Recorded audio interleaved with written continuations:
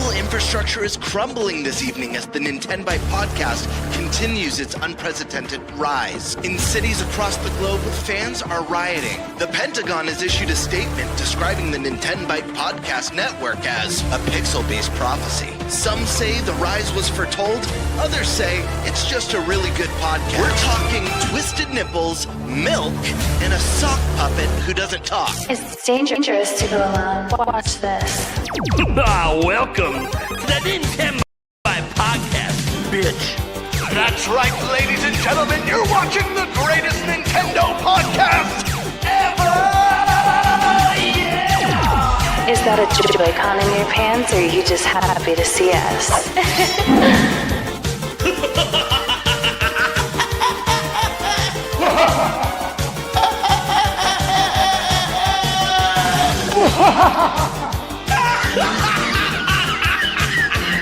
Shut up! Now feel the power. Everyone, do you feel that? Oh my god, I feel it! You feel it too, Gamer. What is it? It's the power of our podcast. I feel it! This is rad, Nintenbyte. So rad. Power.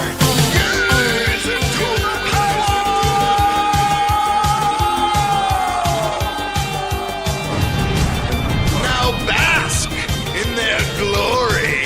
I'm Nintenbyte. Oh, baby.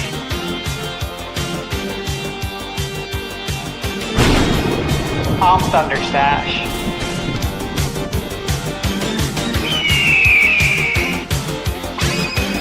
I'm Gamebird Classic.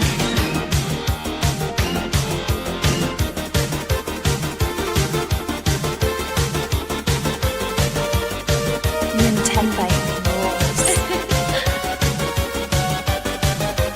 Let's rock.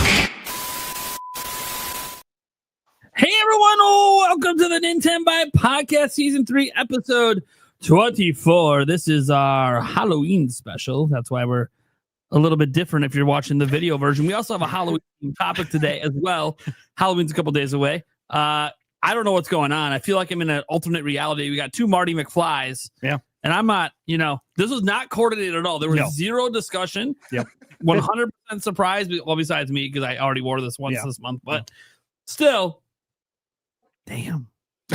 Damn. I did not expect two Marty McFlys, but it is what it is. Well, wait. I'm the 1985. You're 2015. So it's definitely two different characters. Yeah, definitely. Definitely. There we go. There we go. See, good thing you put the hat on. Yeah, Eric. right. Otherwise, we couldn't tell the difference. No. It's the same character. Yeah, right. Oh, man. All right, guys. We got a killer show for you guys today. 4 amazing topics. But, of course, we have a lovely guest. Hey, Zelda. How's it going? Hey, I'm doing good. Happy Halloween, you guys. Excited to be here. That's right. We got a Zelda topic today, too. Fun shit. There's a certain game coming next week. I don't know if people know about this, but if you don't, you're going to know by the time we're done. Then we got...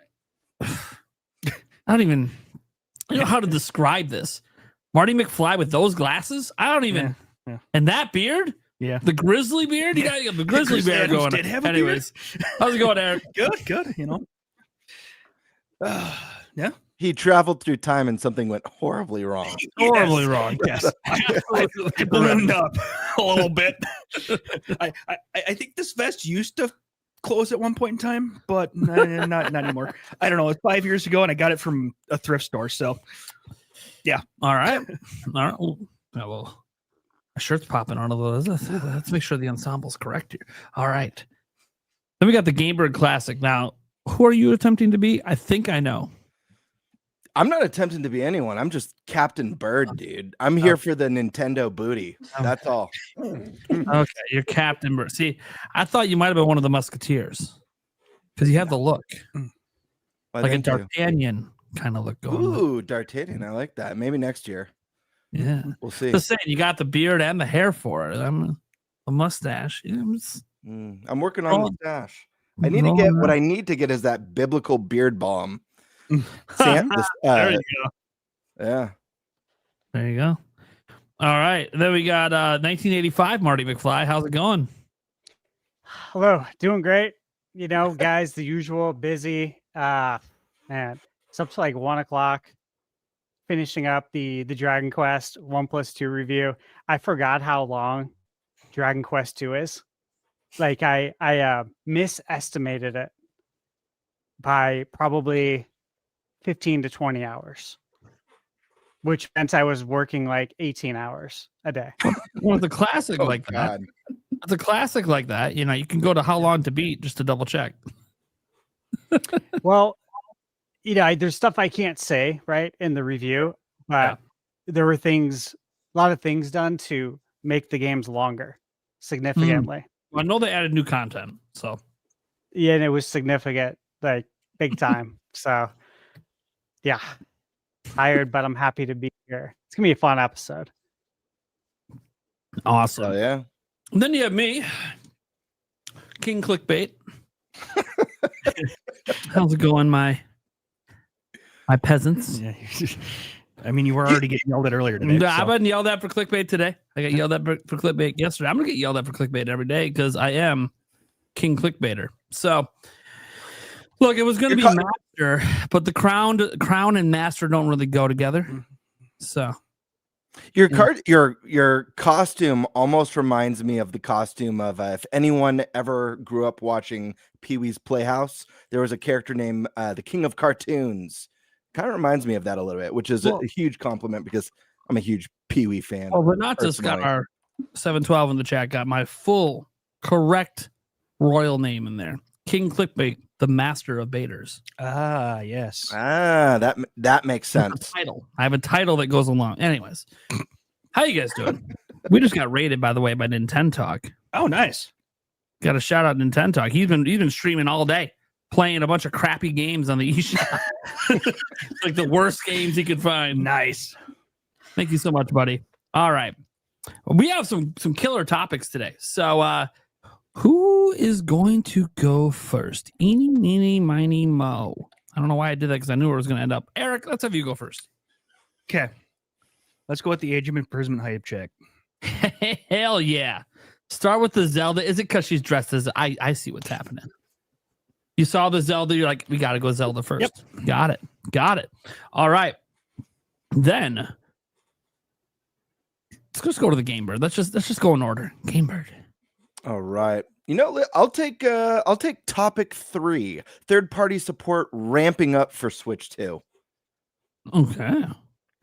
Well then, that leaves 2 Halloween-y style topics at the end here. Stash, which one do you want? I will take the Halloween topic. Yeah, okay. That's I kind of figured that was going to end up happening. That leaves me with Luigi's Mansion 4 rumor, but it's more easy to speculate and have fun, so it's going to be a good time. Dude, Luigi's Mansion 4. Sorry, I get excited. I love Luigi's Mansion. All right, let's go ahead then and get to our first topic. Eric, what the hell are we talking about? Oh boy, we're talking about Age of Imprisonment that releases next week. It's a 44 gigabyte game, the largest published by Nintendo ever. Beyond this, they have playable demos at various retailers, new character reveals, what is going on, how are we feeling, how can this top prior Hyrule Warriors games, and how do you hope the story goes? And I mean, we just got to throw it right over to Zelda herself. We can't start this with anyone but right? Let's guy sort of Alyssa, aka Princess Zelda.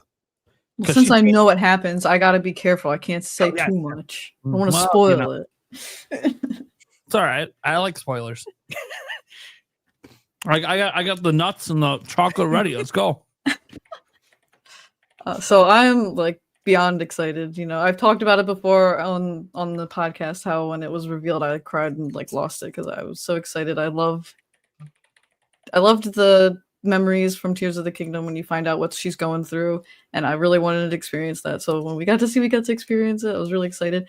It kind of just like came so fast. I don't know if weeks are just flying by for you guys, but it's just like day after day, it's just like, oh my god, it's already here in 1 week. So I am super excited to play. And can we play the new trailer? Can we show the new trailer? Look at Yeah. that. We have a request from a guest. What is happening? I was I not have been here. I'm gonna ask. Shots fired, dude. dude. I wasn't prepared Good for this. shots. What's happening? I get it. The 5-day-old trailer. I 5-day-old. think it's a 5-day-old trailer. I had to make sure. That I was correct on the days. Sometimes I don't know. My days are running together right now, but it's a great trailer. Yeah. Fantastic trailer. But I love how they're like drip feeding on Twitter, like the characters and just kind of little things here and there. 2 new characters, no names, no explanation. Just here you go. Yeah. And then like especially for the Korok specifically, how they put like trying to lay down roots. I'm like, oh, he's probably gonna try to find a spot to at least start the Korok Forest. Like he seems like he's the first Korok. So I'm kind of interested to see how that arc plays through. Yeah. Sorry. I'm just like I want to play it pretty much, you know. Did you have a chance to go play the demo? I have not. I still need to go do my in-store pre-order at GameStop, so I'm gonna see if maybe they have a demo there. I'm gonna most likely go Friday. Sure. Part of me wants to like go check out the demo, but I'm also like, well, it's coming out in like a week. I honestly could just wait a little bit, but yeah, I feel like they should put the demo up like a couple weeks ago. Would have been better, but yeah. If it was a couple weeks ago or like a month before the game came out, I probably would be like racing to go try it out because that's how I was with Bonanza. I remember going to Target and I got there and they totally blue balled me. They had the Switch 2 like out and they let you like go through the menu and showed you the games and you could click on it and get a description, but you couldn't try anything. I was like, okay, that's great. I'm like, I want to see. I was gonna get Bonanza anyway. I already had it pre-ordered, but I was like, I want to see it. I want to play it. I want to smash stuff. So that kind of sucks. So I'm like, smash stuff. So I'm like kind of worried. I'm like, am I just gonna have that feeling again? I'm gonna get there and be like, oh yeah, age of imprisonment, and then just nothing. Yeah. Okay. All right. Oh, yeah. I'm curious about the Minoru amiibo though, because I know earlier this year they had mentioned that it was going to be like coming, and that led me to, I believe they said it was 2025, but I could be wrong. So that's what kind of pushed me to be like, well, maybe before it was revealed to come out in November, I was like, well, if the amiibo's coming out this year, supposedly, then maybe the game comes out this year. So we got the release date for the game, but not the amiibo. So it seems a little weird to have that come out later. Sure. But Yeah, that is weird. that's something else. Yeah, they do weird things like that. Like, I mean, at least when the Mario Galaxy ones are coming out next year, there's a movie. So okay, Yeah, you think the movie? yeah, that kind of makes sense a little bit. Yeah, But there's really no reason for it to come out after, like months There's after, no- unless they add DLC for some reason. But I don't see why Mhm. this would need any DLC. There'll be DLC. Yeah, Was yeah. it- I mean, I'm not gonna complain, but Was there DLC with Age of Calamity? there was. There was. There Yeah. was, yeah. Yeah, So they had DLC with that. They had DLC with the first Hyrule Warriors. So I guarantee there'll be DLC. They always do it yeah. with Warrior games. All right. I have a lot to say, but let's go to the Birdman. Yeah, man. Man, I'm really excited for this game. I mean, just seeing it, the art style, it looks so beautiful on Switch 2. And just like a lot of the impressions and feedback that's been rolling through over the course of the last 2-3 weeks, people getting to go hands-on and talking about what a different experience this one feels like playing on Switch 2 and how buttery smooth and creamy good the experience is with all the enemies in a way that the previous entries weren't able to be on Switch 1 with the lesser hardware. So it's going to be a different experience, but obviously, like, Zelda's my favorite series. So getting to revisit this world that I love so much and I care about so much, on top of that, get a more fleshed out story in a way that we don't get in the traditional games. Outside, obviously excluding Skyward Sword, which is a pretty story heavy title, all things considered. But watching this, the voice acting's great in it. Really like the dialogue from Ganondorf in this trailer. Really cool stuff. And yeah, I'm just excited to see where it goes, how each of the characters plays, and the different like combos that you're able to do, which is a unique gameplay feature in this one. But yeah, I don't know. Haven't been looking too much in the theory stuff, but everything we've seen in the trailers, this could be the best Hyrule Warriors to date. I am a little bit partial to the original because it has that multiverse aspect that really pulls from every generation of Zelda. And I love that. And I'd love to see them do something with DLC that maybe even pulls stuff from Imprisonment or Breath of the Wild into this game, for fun. But this looks like it's going to kick some ass, guys. I'm really excited to play it, and definitely a day one for me. Okay. Stash. Yeah, it is really crazy when you guys, right when we started the topic, you were saying, like it's coming out next week. That just hit me like hard. I'm like, holy shit. Like I literally looked at the corner of my monitor to look at the date. I'm like, I know what the date is, obviously. But it was just that realization, like, I can't believe that's next week. That is how everything has felt. I feel like this whole year, and we've talked about this so much on the podcast, going back to the end of 2024, how 2025 was going to fly by, right? Because we knew Switch 2 was coming. And then once Switch 2 hit, like we knew like the lead up was going to be busy. There's going to be a lot of directs. And then once it hit, it was just going to fly. And that's exactly what's happened this year. So my God, I am very excited. You guys know that one, I don't want to see anything, right? I know there's a demo at Target. I know people went to go play. To add to that, I think we all saw the rumor about Metroid Prime getting a demo. Metroid Prime 4, how it was rated by Peggy yesterday. No, yeah. I missed that. Yeah. I've been busy working. That's wild. To be clear, the ratings actually from all the way back in March before there were ever even media demos. It just recently got discovered. So it might not even be, just so people like understand, it might not be a demo coming to the system. We hope.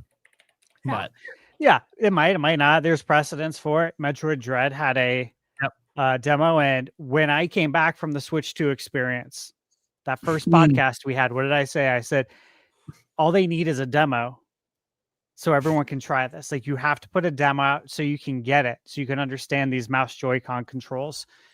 With that said, though, look, if Prime comes out with a demo, I would play it if the progress carries over.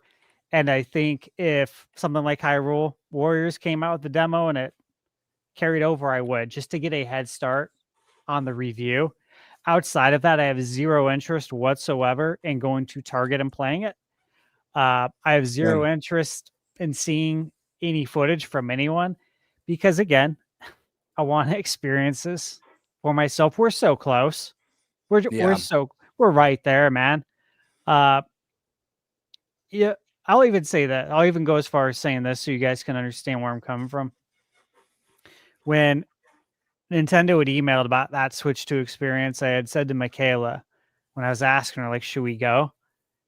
There was a part of me that was like thinking there's nothing like getting a console on launch day and having never played it.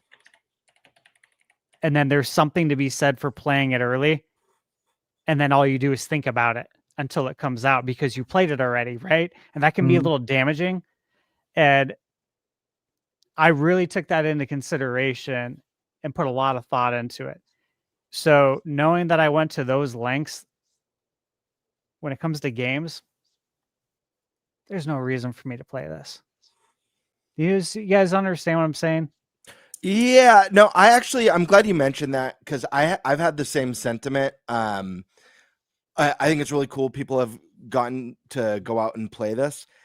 Target's not the environment that I want to experience this game in for the first time. It would be different if it was like a PAX, and you've got Nintendo staff and the podcast is all together and we're able to, share our thoughts and impressions. And it's a very like media centered thing. Whereas just going into my local with like the booger infested controller and that too. No sound and I don't know.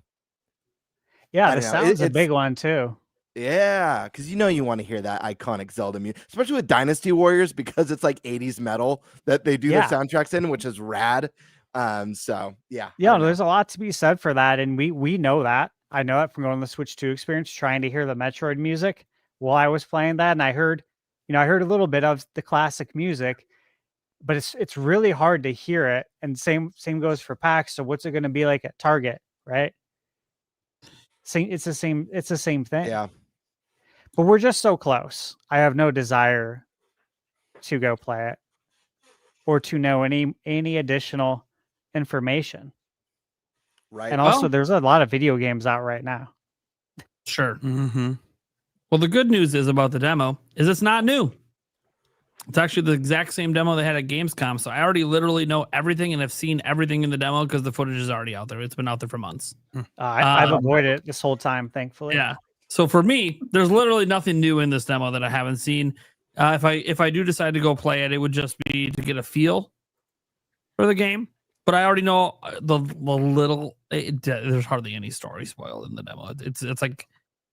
It's like a tiny little tinge of so they don't even know what's going on in the depths. I'm like, okay, well that doesn't tell me jack shit. So cool, thanks. Like so they were very careful with this demo, and because bottom line is this is gonna be a very story heavy game, guys. All the Hyrule Warrior games have been very story heavy. 10 plus hours of cutscenes. If you want to know why this thing's 44 gigs, just look at the cutscenes. But not just that. Warriors games tend to be like 500 plus hours. Like, I want people to understand how big this game is if you're trying to 100% it. If you want to just get to the end of the story, you usually do that between 50 and 100. But they're usually pretty jam-packed. It's kind of insane. And sometimes you get to the end of the story and then it unlocks the opposite side of the story and you get to play as the bad guys on their side and experience the story from their perspective, which makes you want to actually experience it. You're like, hey, what's Ganondorf thinking this whole time? Hey, did the Gerudo betray him? Oh, did they? Well, then how did that happen? Why did they betray him? Like, we know it from our side, but what about from his? So, like, they did that one in Hyrule Warriors in particular. The Hyrule Warriors, the original one.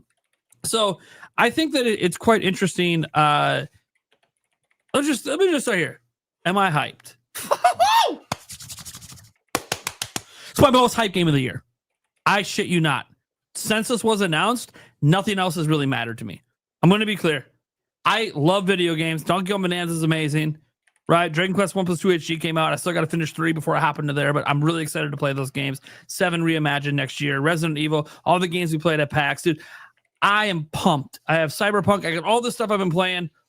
I don't give a shit. This game matters more to me than that. I am 100%. If people want to call me a shill, I am a Zelda shill and a proud one.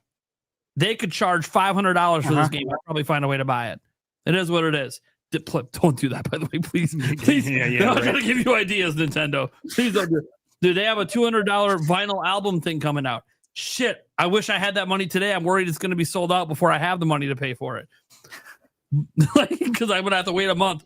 And I'm putting it in the budget for my next month paycheck. I'm like, okay, please still be available because I will buy this a month from now. Please, please, please, please. It doesn't come out till June next year, so I'm hoping that they're just taking as many pre-orders as they want for like the next couple months, and then they cut it off. But I'm hoping. We'll see what happens. That said, I'm so excited because, look, Breath of the Wild and Tears of the Kingdom are my 2 favorite Zelda games, and it has my favorite rendition of Princess Zelda. And even though, pretty much in both games, you pretty much spend no time with her, this game we do. This game is all about not just her, but Rauru and all the rest. And what happened in all those years that we see all the flashbacks to, but we don't really know the full story. We just kind of know, okay, so we kind of know where the story's going to go. We know what happens with Rauru. We know, that his arm is sacrificed. He sacrifices himself or whatever. We actually don't 100% know exactly how it happens. We know he obviously sacrificed his arm to keep Ganondorf at bay for all those years. But he still technically exists in Tears of the Kingdom. He's not dead. He's just like a spirit. And then he was able to give an arm to Link. But then, okay. So it's very to me, it's very much like we don't know 100% exactly what happened in that moment, only that the moment occurred. And then we know that Rauru had to make a great sacrifice. But we don't see a lot after that. So we're not really sure what occurred besides obviously what Princess Zelda ended up doing to get the Master Sword back to Link. So I feel like there's just so much unexplained. And this happens when you're just dealing with flashbacks. Just like in the original Breath of the Wild, there was a lot that went unexplained, which is why people were so excited about Age of Calamity until it did a timeline split and then it actually didn't explain jack shit. All the questions we had from all the Breath of the Wild flashbacks with Link, we still have those same questions because none of them got answered.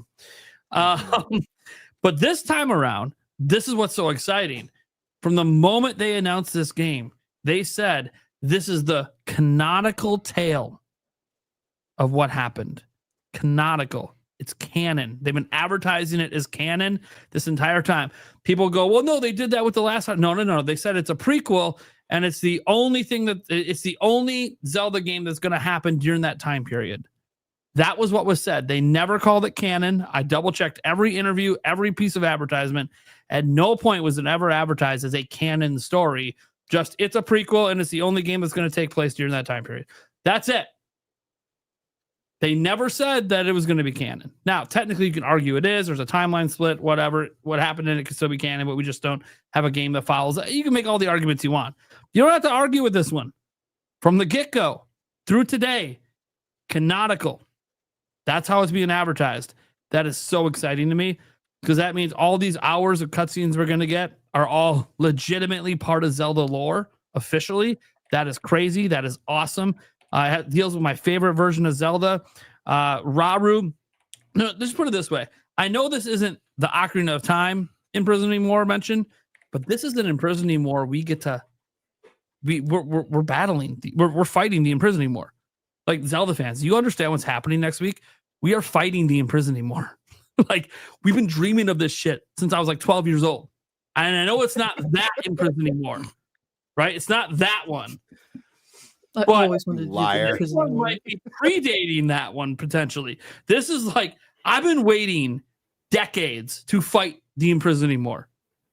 And I know, again, it's not the one from my childhood, and I get that, and there could be some retcon, some other crazy crap going on. I don't really give a shit. We're fighting the imprisoning war, man. We're going back to a time when Link wasn't there. Although, is he there? I don't know. I don't know what the hell's going on. Or is it Spirit of the Hero? Because when they introduced that little mechanical version that looks like Link, it plays Fi's theme. Wait, so is this the Skyward Sword spirit coming back to try to set shit right? Are we drawing the connections in? Are we bringing it together? Is all this ancient technology actually from before Skyward Sword? All that technology that was mentioned in Skyward Sword in a time long past? Is all that tech from there? Because there are still enemies in this game. You know, there was a time we thought all this tech. You know, it says it in Tears of the Kingdom. All these constructs and all that, they were helping out the Zonai. They were built by the Zonai, but now there's only a couple Zonai left. What the fuck happened? Are we gonna get little teases on what happened to the Zonai? Why is there only a couple left? Why are all the constructs against the last couple Zonai left? They were part of the tribe that built the shit. Why are they attacking them? There's so much. I'm geeking out, man. This is so exciting to me.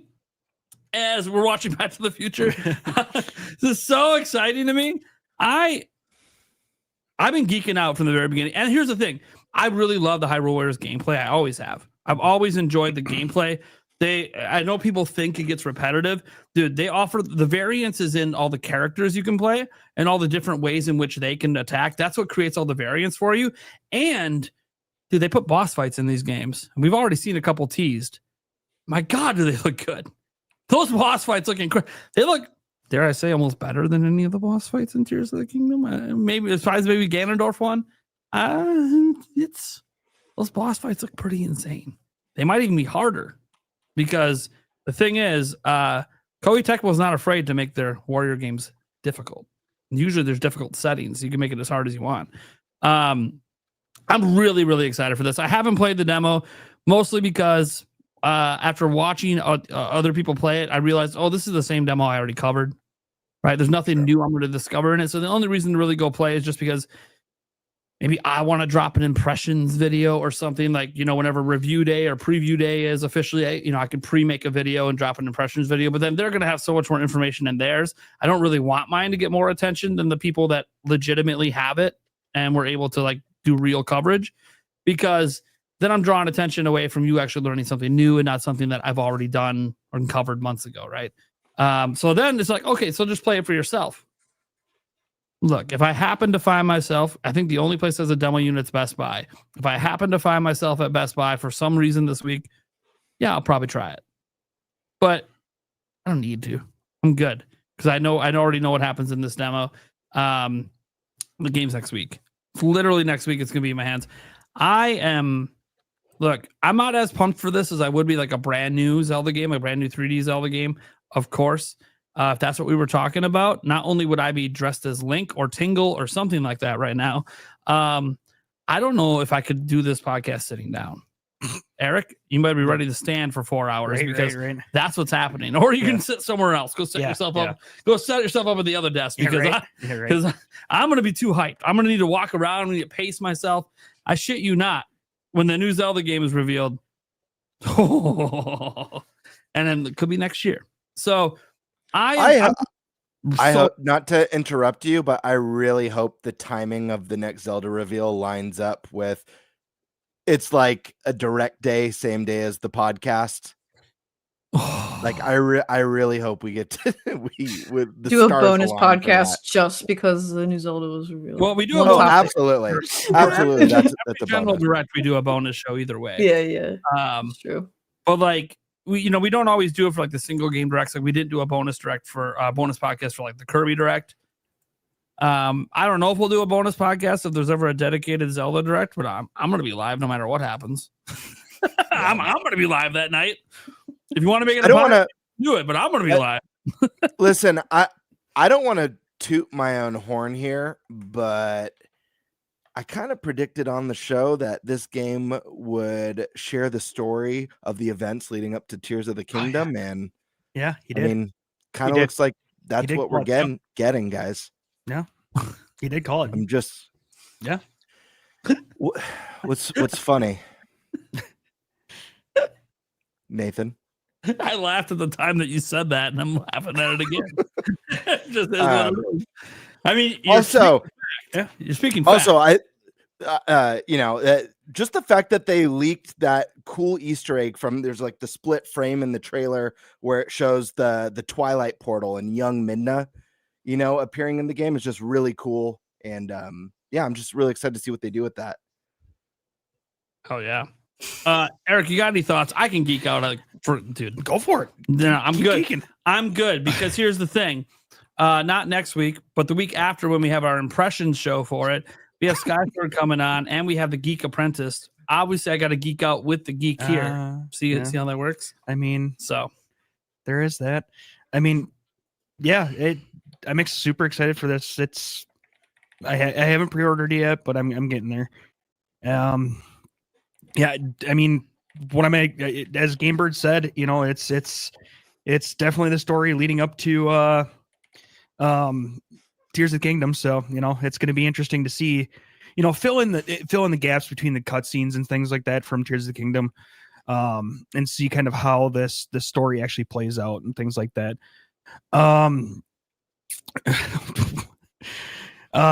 Jeepers, I lost my train of thought.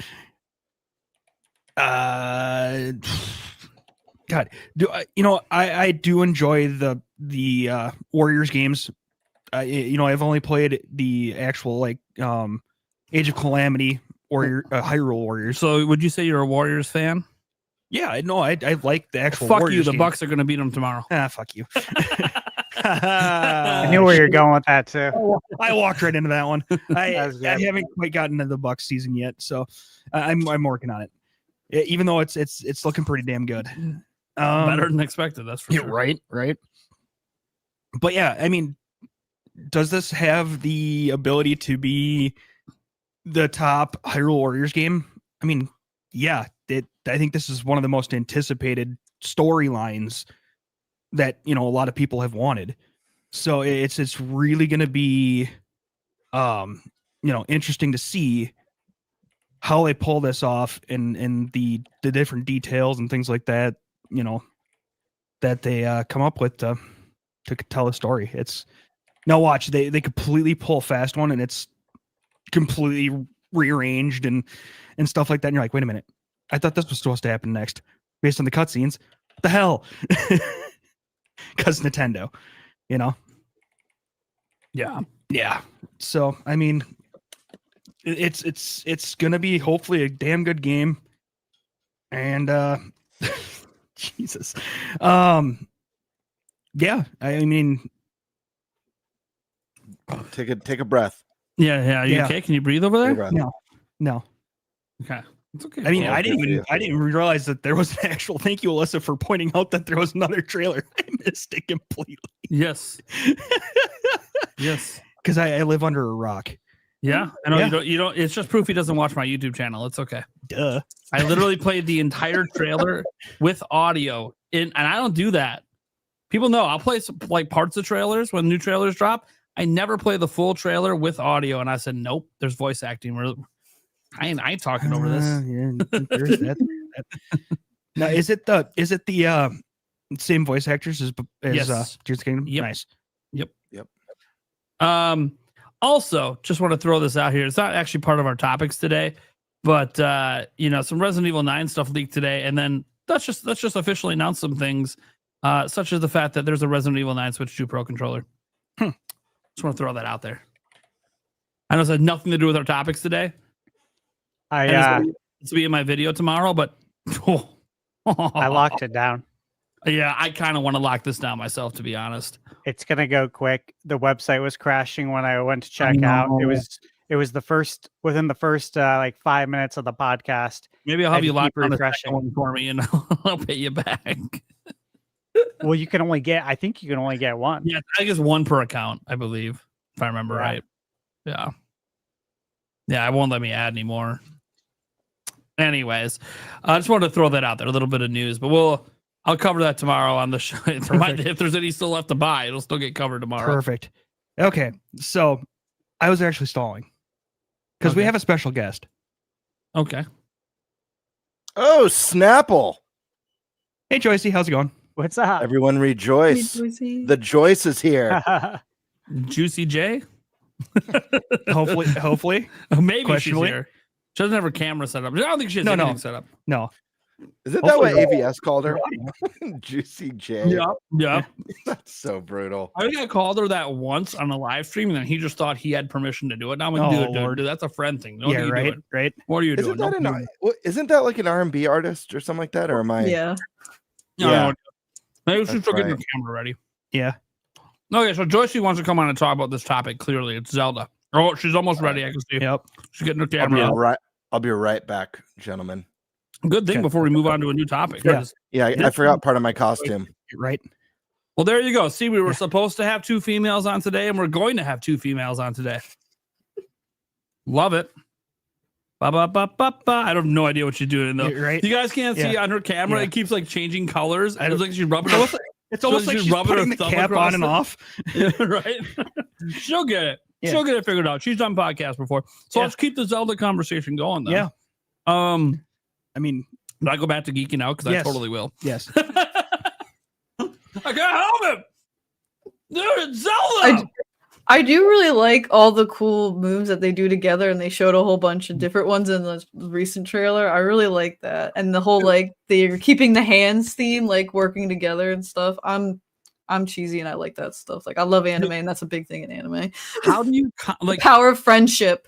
Yeah, this is the power of friendship. That it really actually made me a little hyped because I didn't play the demo, but Andres Restart did. He said that Rauru just feels like the most powerful of all of them in the demo. I love Rory so much. And I'm so just like, excited. he should be. He's the He's the king. he's literally the king. Like we have the legitimate first king of Hyrule. Yeah.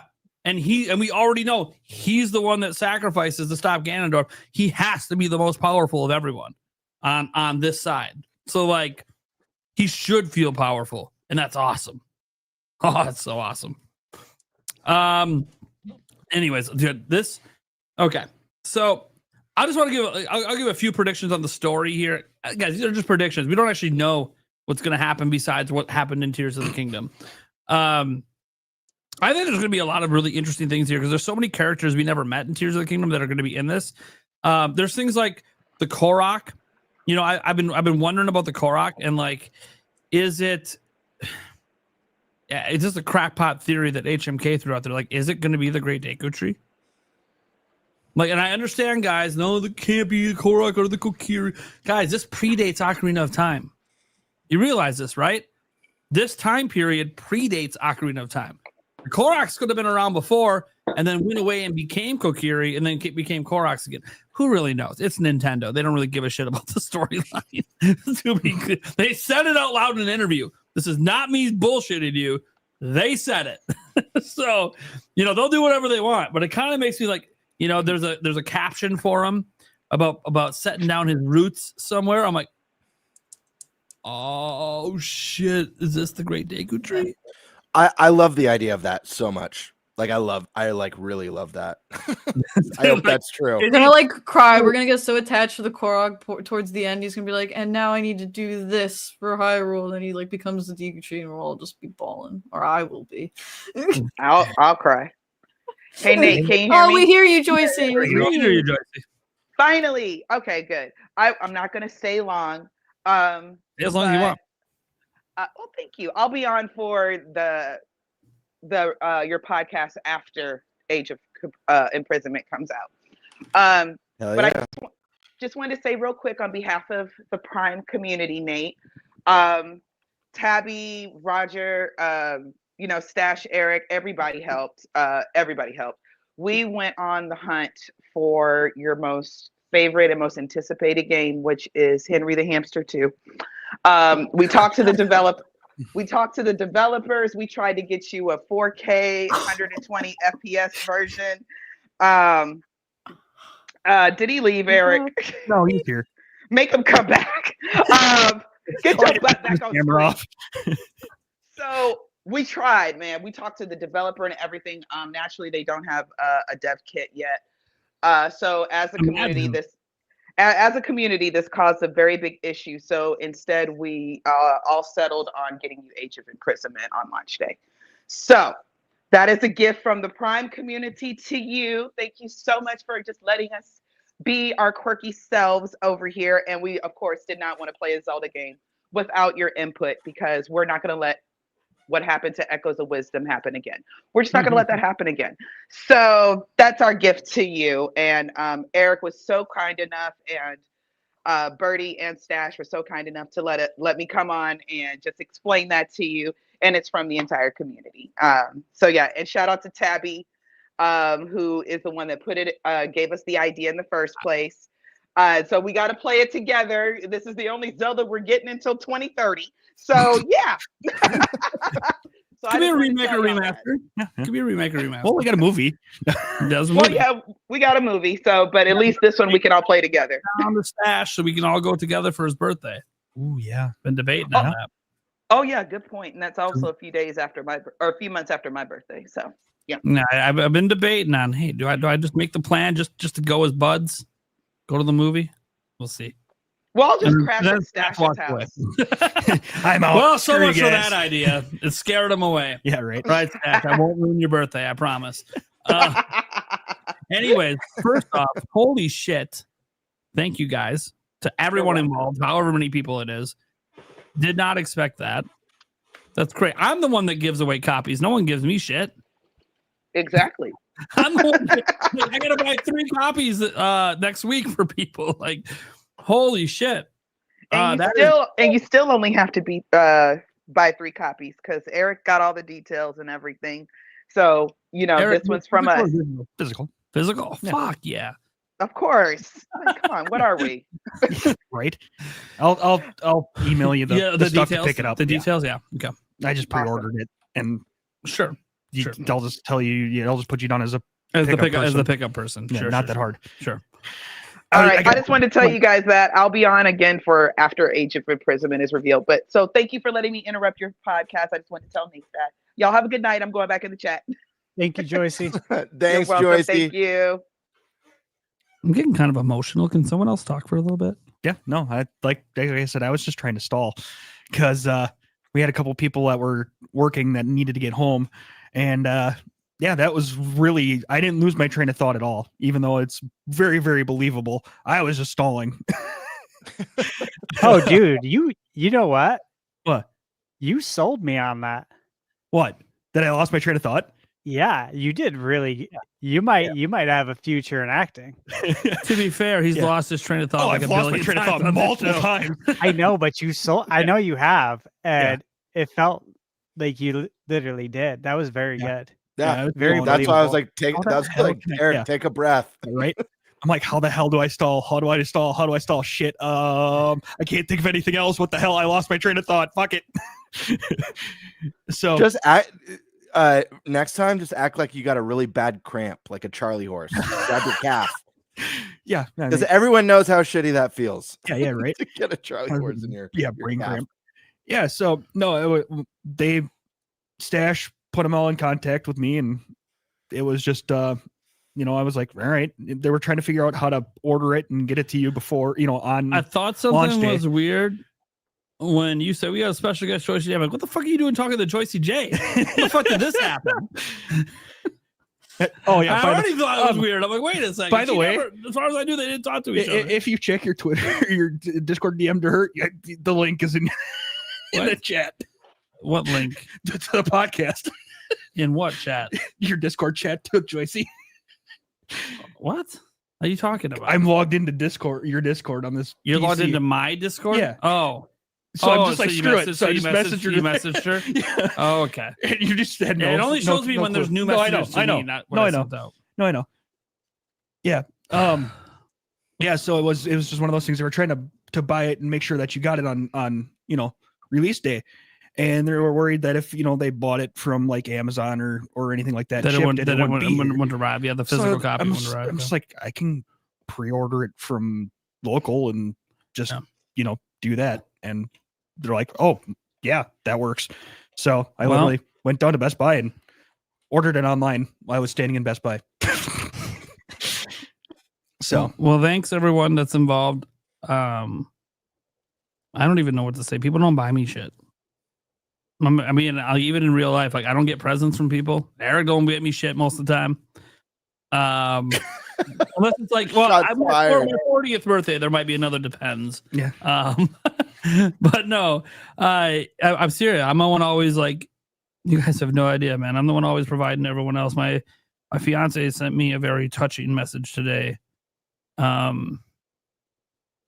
Because I do a lot for a lot of people, and I don't get thanked for any of it usually, and that's okay because I don't do it for thanks.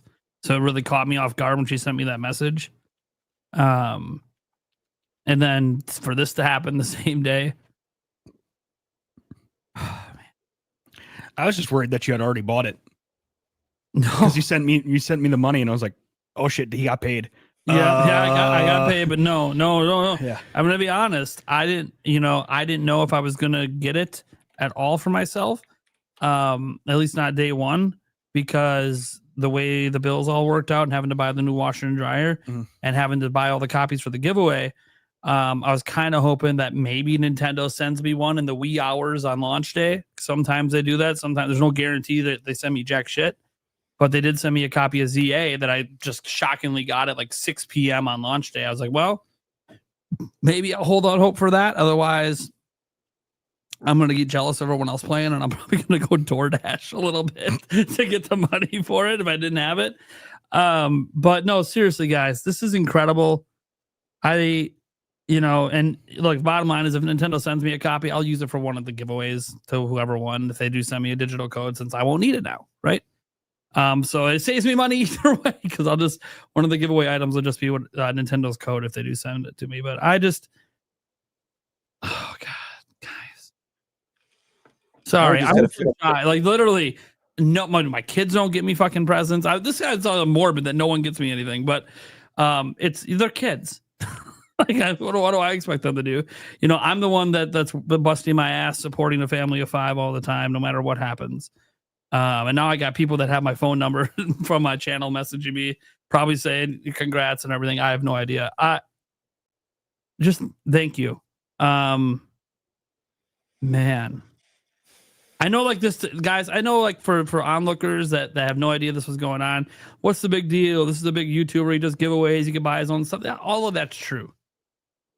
However, certain people in my life know sometimes I put everyone else before me and don't get the thing for me.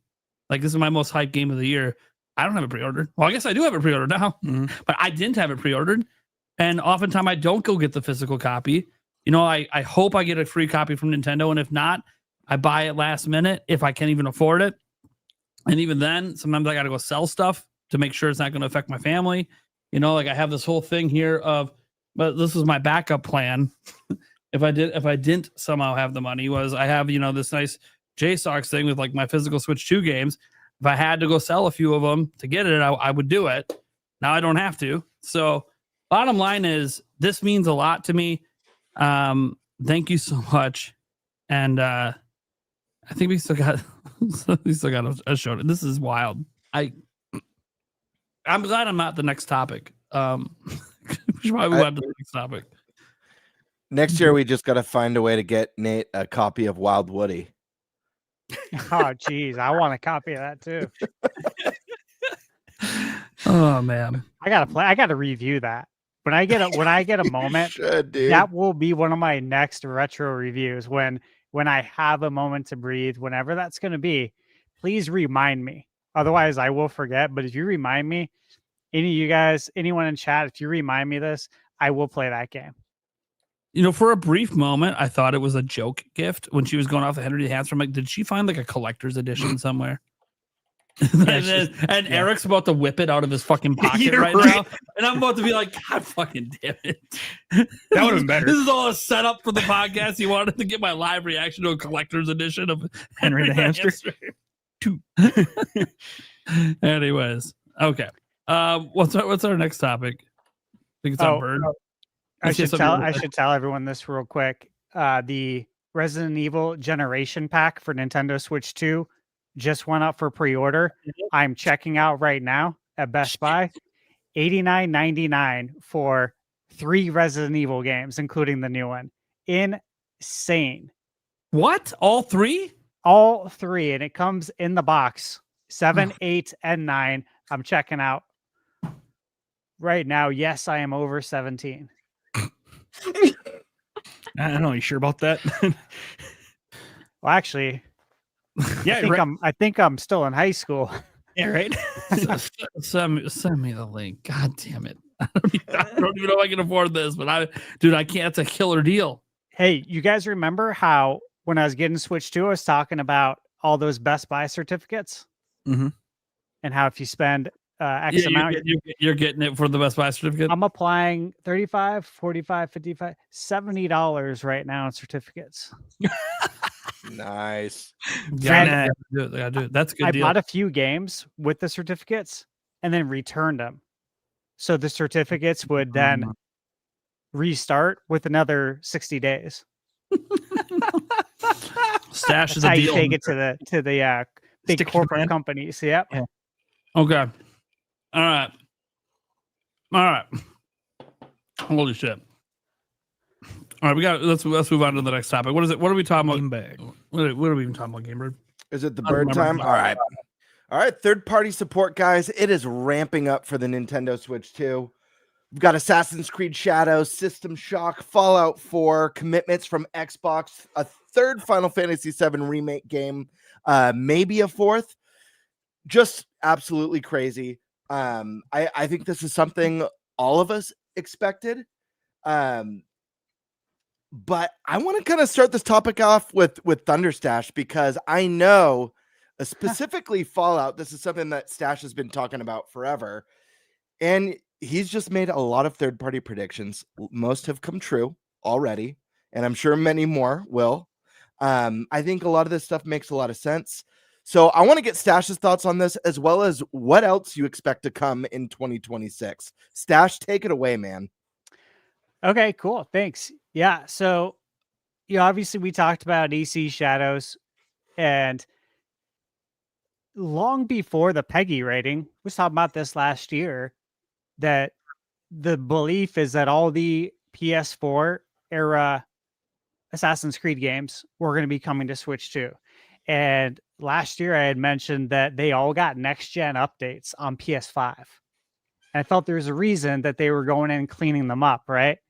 Is it wasn't just for PS5, it's so they're port ready for Switch 2, which I still believe that. I think we're getting AC Shadows now because that's the new game. And they need to get it out now to capitalize on that because it's still a live game. They still have DLC coming out for it. There's still unreleased DLC that you're going to pay for, right?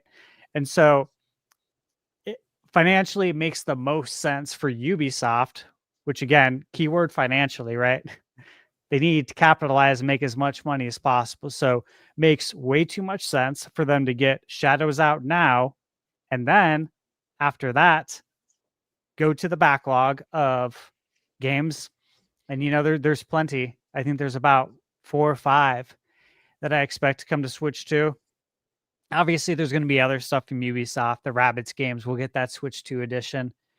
There's absolutely no reason it won't. And I would presume that that's going to get released around the movie's window. So sometime next year.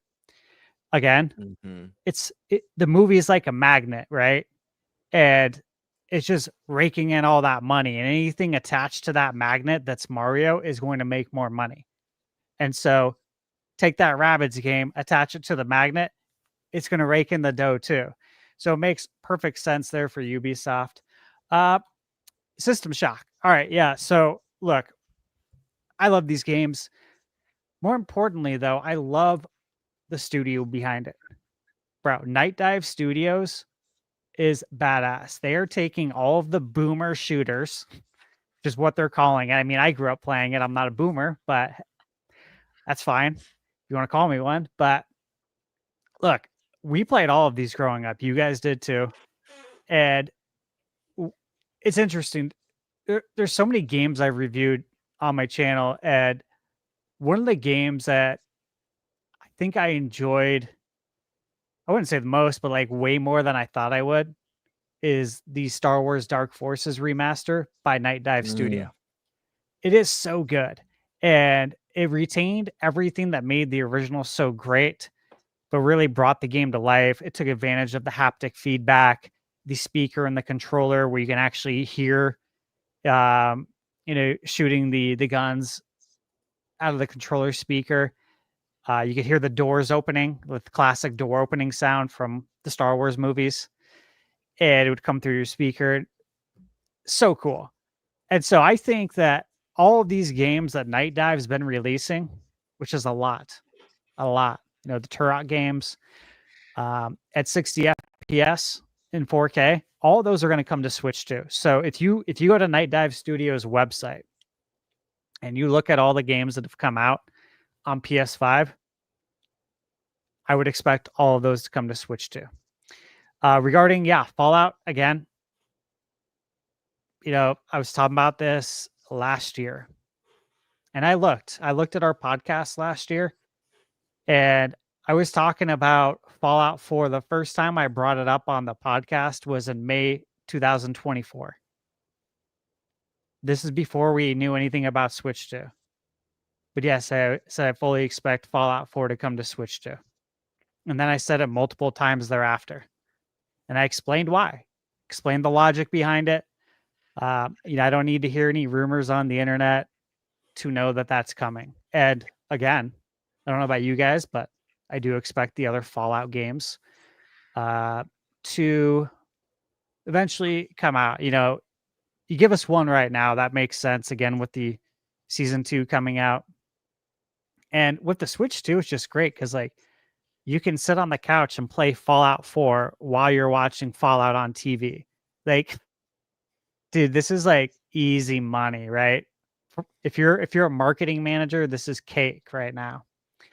Outside of that, Gamebird, I have my trusty list here that I have of potential Switch 2 games that I keep on here. And I've kind of just been checking them off, right, as we go, as they get released, because there's obviously there's a lot on here. Kingdom Hearts. If I Mm. recall, did that come out in November 2001? This is off the top of my head. It might have been 2002. I think it's 2001 though. And that would mean that next year is a significant anniversary for Kingdom Hearts, right? 2002. 2002.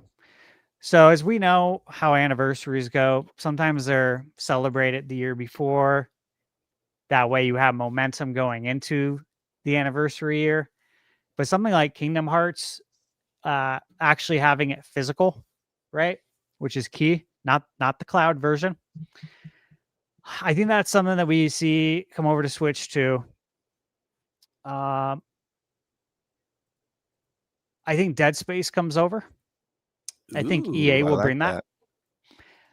I still think now look, EA is going through a lot of changes right now, so it's hard to say what they're going to do. And I'll even say that before it was hard to say what they're going to do.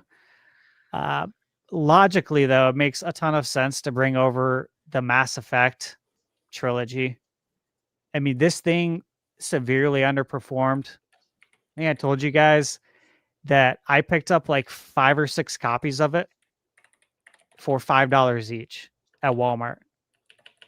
Like, that shouldn't happen. These games are absolutely amazing. So I think it could find new life on Switch 2. Diablo 4, again, talked about it quite a bit. Doom the Dark Ages. These are all games I've talked about. You guys have talked about too. Dragon Age. Look, we have to figure out if they're willing to walk away from this, right, and take their losses, because they've lost a ton of money on this game, a ton. They've lost money. They've lost a lot of things, not just money. Faith from the Dragon Age community. I think a lot of confidence has been lost. However, if you want to try again and try and recoup some of those costs, it would make sense then to bring it to Switch 2, bring it to the Nintendo community. Maybe it'll be more accepting of the game, right? Obviously we've talked, Elden Ring was on my list last year. That happened. Fallout 4, Final Fantasy 7 Remake and Rebirth were on my list back in May 2024 when everyone said there's no way Final Fantasy 7 Rebirth could run on Switch 2. Maybe the remake, but not Rebirth. You guys know how many people said that to us on the podcast that were our guests and said, there's no way. And I said, no, it's gonna happen. And they're like, no, there's no way. You know what you're talking about. It's like, well, here we are, guys. Here we are. We're getting that Batman game, the Lego Batman. Yeah. But I wouldn't put it past them, again, because they need to make money too. I don't know if you guys saw some of the reports about WB Games. Yep. Yeah. Possibly getting bought out. That's huge. This is Warner Brothers, bro. Like, I heard if I recall, wasn't it the whole thing? All of WB is up for sale right now with, like, I think 2 bids have been denied, and there's speculation whether it's going to be just sold as a whole to a company or if it's going to be sold in parts to different companies. Like, one company buys the game division, the other buys their movies and series. So it'll be interesting I think it's more likely that it gets pieced out. I do too. I think they'll make more money. Not to It'll be on a take side longer, tangent. though. Sure, for sure. But I think Paramount has been like the strongest, like the most likely bidder so far. They just and laid I off have a hard 2,000 time. people, I think, yesterday. Right. I have a hard time seeing Paramount buying the gaming division and doing anything with it, personally. I do too. So that'll be interesting to see, like, how that all plays out. And again, there's some companies that are going through some stuff right now, like EA, again, Warner Bros., even Microsoft to an extent. However, I do fully believe that no matter what they're going through internally right now and with their identity crisis, they know that they're going to be releasing games on Switch too. So I'm not concerned about them in that sense. But I was going to say, I would say that the Batman Arkham trilogy, right? Or all 4 of them, but the Arkham games would get a proper Switch 2 version. Now, we already know they perform better on Switch 2, the Switch 1 version, but I mean a legit Switch 2 SKU. Because again, easy money. They already did it with Hogwarts Legacy. You know what I'm saying? Like, they even said that in one of their shareholder meetings, that they wanted to dip back into Hogwarts Legacy for Switch 2 to see if they could recoup some costs based on all the money they lost from Suicide Squad.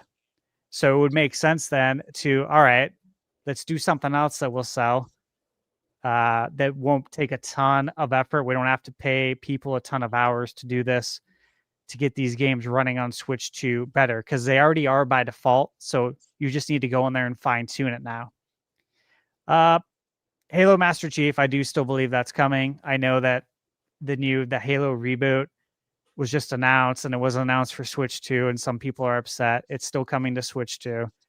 Again, I would bet money on that, and I would bet money on the Master Chief Collection still coming, because that's very important to come over to Switch 2, to come to a Nintendo console, just given the history of it. Hi-Fi Rush, I do still think that's going to be coming out. Again, Indiana Jones, I had that on my list. Talked about it in my review. Here we are. That's coming out. Mafia. I think the new Mafia will come to Switch 2. Just give them a little bit of time with that dev kit. I think Metal Gear Solid will come. Metaphor ReFantazio. Mortal Kombat. Ninja Gaiden. Oblivion Remake. I had Persona 3 Reload on my list. That just came out. Red Dead 2. Best believe it. That's coming. All the Resident Evils I had on my list, those are coming. Sea of Thieves, still believe that's coming. Star Wars Jedi Survivor, both the Jedi games, I think those are both coming. Starfield, 100%. I believe that's coming. Street Fighter was on my list. That's already out. Visions of Mana, I think that comes over.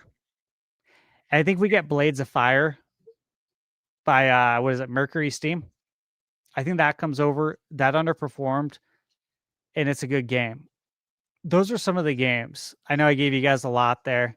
It's probably more than you asked for. However, I can't go 50%. I gotta go all in, man. And we have to have an account for this, right? So for everybody, if you want to know what's going to happen in the future, earmark this episode. Because I've already been there. Look. Okay. I got my time circuits on. Here we go. Well, I got stuff from. That is great. Oh, yeah. Right. No, go ahead. No, take it away, man. Oh, well, you're primed and ready. Look, I don't have much more to add. Stash kind of put everything out there. Look, third-party games are going to be huge in 2026. We've heard from numerous people. Just throw out there like, oh god, Kiwi Talks. He's put out there on Twitter that like it's going to be the year of AAA third-party 2026, and this is just stuff that he knows that he's not saying publicly because he knows a whole bunch of developers. We've heard others out there. I've heard a couple things for some games that haven't been announced yet. I know Paul Gale's heard some stuff, and I'm sure some of it hasn't been announced yet. Like everyone's hearing from these major third-party developers that there's just a lot coming, and a lot of it comes down to, and this is what we found out from Kiwi Talks, Microsoft, they didn't have dev kits for very long. They got them this year. They haven't had them for very long, maybe a few months. And that explains why basically nothing's been announced really from them until Fallout 4 now, and obviously Indiana Jones. That just means they didn't have the dev kits for very long. So now they probably do. And they probably have as many dev kits as they want at this point at all of the studios. So all those Microsoft games are going to be coming. We know this. We heard commitments from Phil Spencer. We heard commitments from the CEO of Microsoft even saying that. Now, CEO didn't say Switch 2 in particular, but he said everything. It's coming to everything. Well, okay, that would include Switch 2. Switch 2 is part of that everything, right? So, yeah, I wouldn't even be surprised like the new Halo that was just announced. You know, the bringing the story back. I wouldn't be surprised if that finds its way over because hey, what a great way! If people think it's a great way to introduce PlayStation gamers to Halo, it's just a great way to introduce Nintendo fans to Halo. Start with the OG story, you know, with the more modern gameplay. Which whether or not you like those gameplay changes that happened on like Halo 5 and above or not, bottom line is that is the way Halo plays today. So it's a good way to introduce people to modern Halo and classic Halo at the same time. Doritos Collisions. What the hell is that? Cooler Ranch and Nacho? No, Yeah, it's I got them from the 80s. Very nice. Well, I mean, I'd agree with you if Stranger Things wasn't a modern day show about the 80s. Stranger Things is in the 80s, dude. What are you talking about? It's on Netflix, which didn't exist in the 80s. Sorry, I'm getting too technical. It is an 80s reference, obviously. Oh my god, these are good. Yeah, I was gonna say right? those sound really amazing, good. Yeah. What's Holy the crap. other flavor? What's Pizza the and other Cool flavor? Ranch. It's pizza. Oh my Pizza god. and Cool Ranch. Yeah. Oh my god. I bet that's Secure phenomenal. a bag. Secure a bag. I'm not even kidding. This is so good. Where'd you get it? Like Target, Walmart? Something? Walmart. Walmart? Okay. Okay. Yep. All right, maybe I'll make a Walmart trip tomorrow. Oh my god. Same thing. I got chills right now. These are so good. Dude, this is my such my bullshit, body's dude. reacting to this right now. This is so upsetting right now. Why? Did you not have a Walmart? I feel like I just took a bite of pizza at Pizza Hut in the 80s after, you know, like here we I go. turned in a book report or something. I got that free Dude, pan 80s pizza. and 90s takeout pizza, the best, man. Did Pizza Hut personal pan sometimes and you earn that shit? Hell yeah. Yeah, that's the only way you could get the parents to go, right? Yeah, because That's how they you were talk them into it. So like, I ain't paying for that. It's I like, ain't paying for that. You don't gotta. I earned this shit. It's I free. earned this. I'll give you a bite of mine. Yeah, no, I remember my dad said, well, did you earn enough for the whole family? I'm like, Dad, you work at Domino's. It's like, well, did you earn enough? I'm like, yeah, I got 3 of them. I got 3 of these slips. You each want one? Here you go. We all went to that personal, man. It was great. But no, third-party games. I'm stupidly excited for a lot of stuff coming out. Obviously, we know Final Fantasy VII. I expect Rebirth is probably going to arrive next year as well. It has Because to. it's been in the works, and I know they're going to want to get it out before the third one. And Exactly. I don't know if the third one's going to come out next year, but it could be 2027. And if that's the case, then Rebirth maybe. It kind of all depends. We don't really know when like it sounds like it's pretty far along in development and probably going to be day one on Switch 2, which is what it should be. It's just, you got to get Rebirth out before then. So I don't really obviously know when their timeline is. Could be next year, could be 2027. Who the hell knows? But Rebirth should be next year for sure.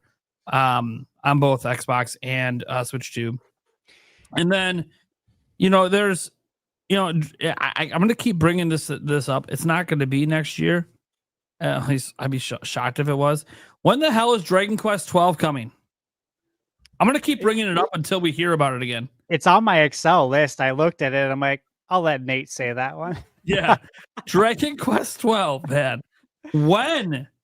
Look, I'm not even a big Dragon Quest guy. I technically haven't even started playing Dragon Quest ever yet. I have 3 purchased and downloaded, but I haven't played it yet. This is why I said that in my review at the end. At the end of the review, I said, look, real talk. For all you people that I've talked to that haven't played this game before, now is the time, the perfect time to jump in. And I was thinking about you. Yeah, because I'm going to play 3 first because it's a prequel. Then I'm going to go 1, 2. I'll probably do 7 next year. Reimagine because it looks really cool. But 12, man. What's going on? And I know, I get it. Development hell could have switched platforms. Maybe you originally were considering Switch 1 when you were developing it. Switched over to Switch 2. I get that, but you're making it for other platforms as well. That might have changed what you want to do because there's more power now because your bottom end is Switch 2. Maybe there's just a whole, Square was going through some tough times. You need to force out some remasters and remakes for a little bit here. Maybe put it on pause on the shelf while we, make a bunch of money. Dragon Quest has always been profitable for them, especially in Japan. So it's got to be coming at some point here.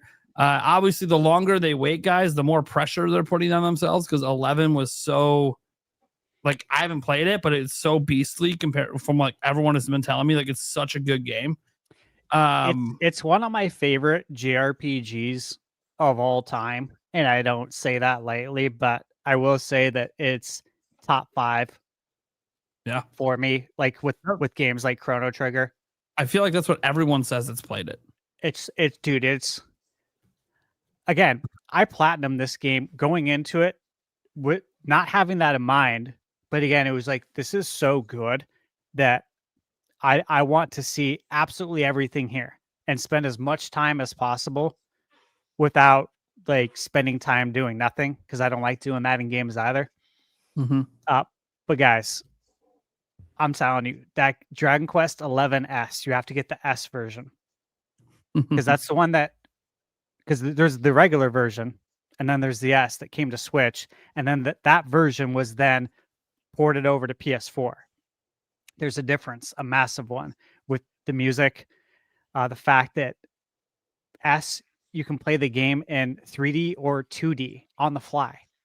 Yep. Like you can go back to like the Super Nintendo basically style top down or full open world 3D. Crazy, right? He's not kidding when on the fly.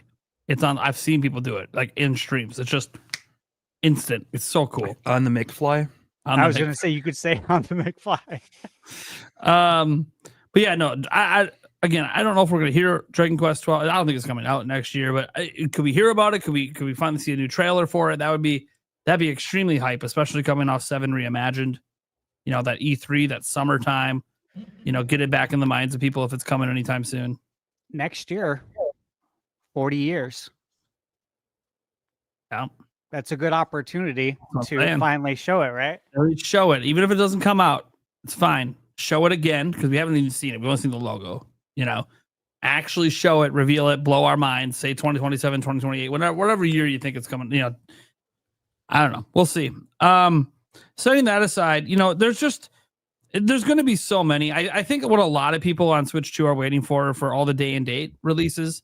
Like we're getting it with Resident Evil 9, right?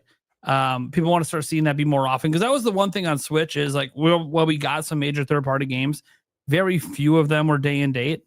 And that frustrates people, because especially when they're like story-heavy games, you know, you can be spoiled on everything before you even get an opportunity to buy it if Nintendo's your only platform, right? And I know people like laugh about it, but there are millions of people where Nintendo's it. They don't play on PC, they don't play on Xbox or PlayStation.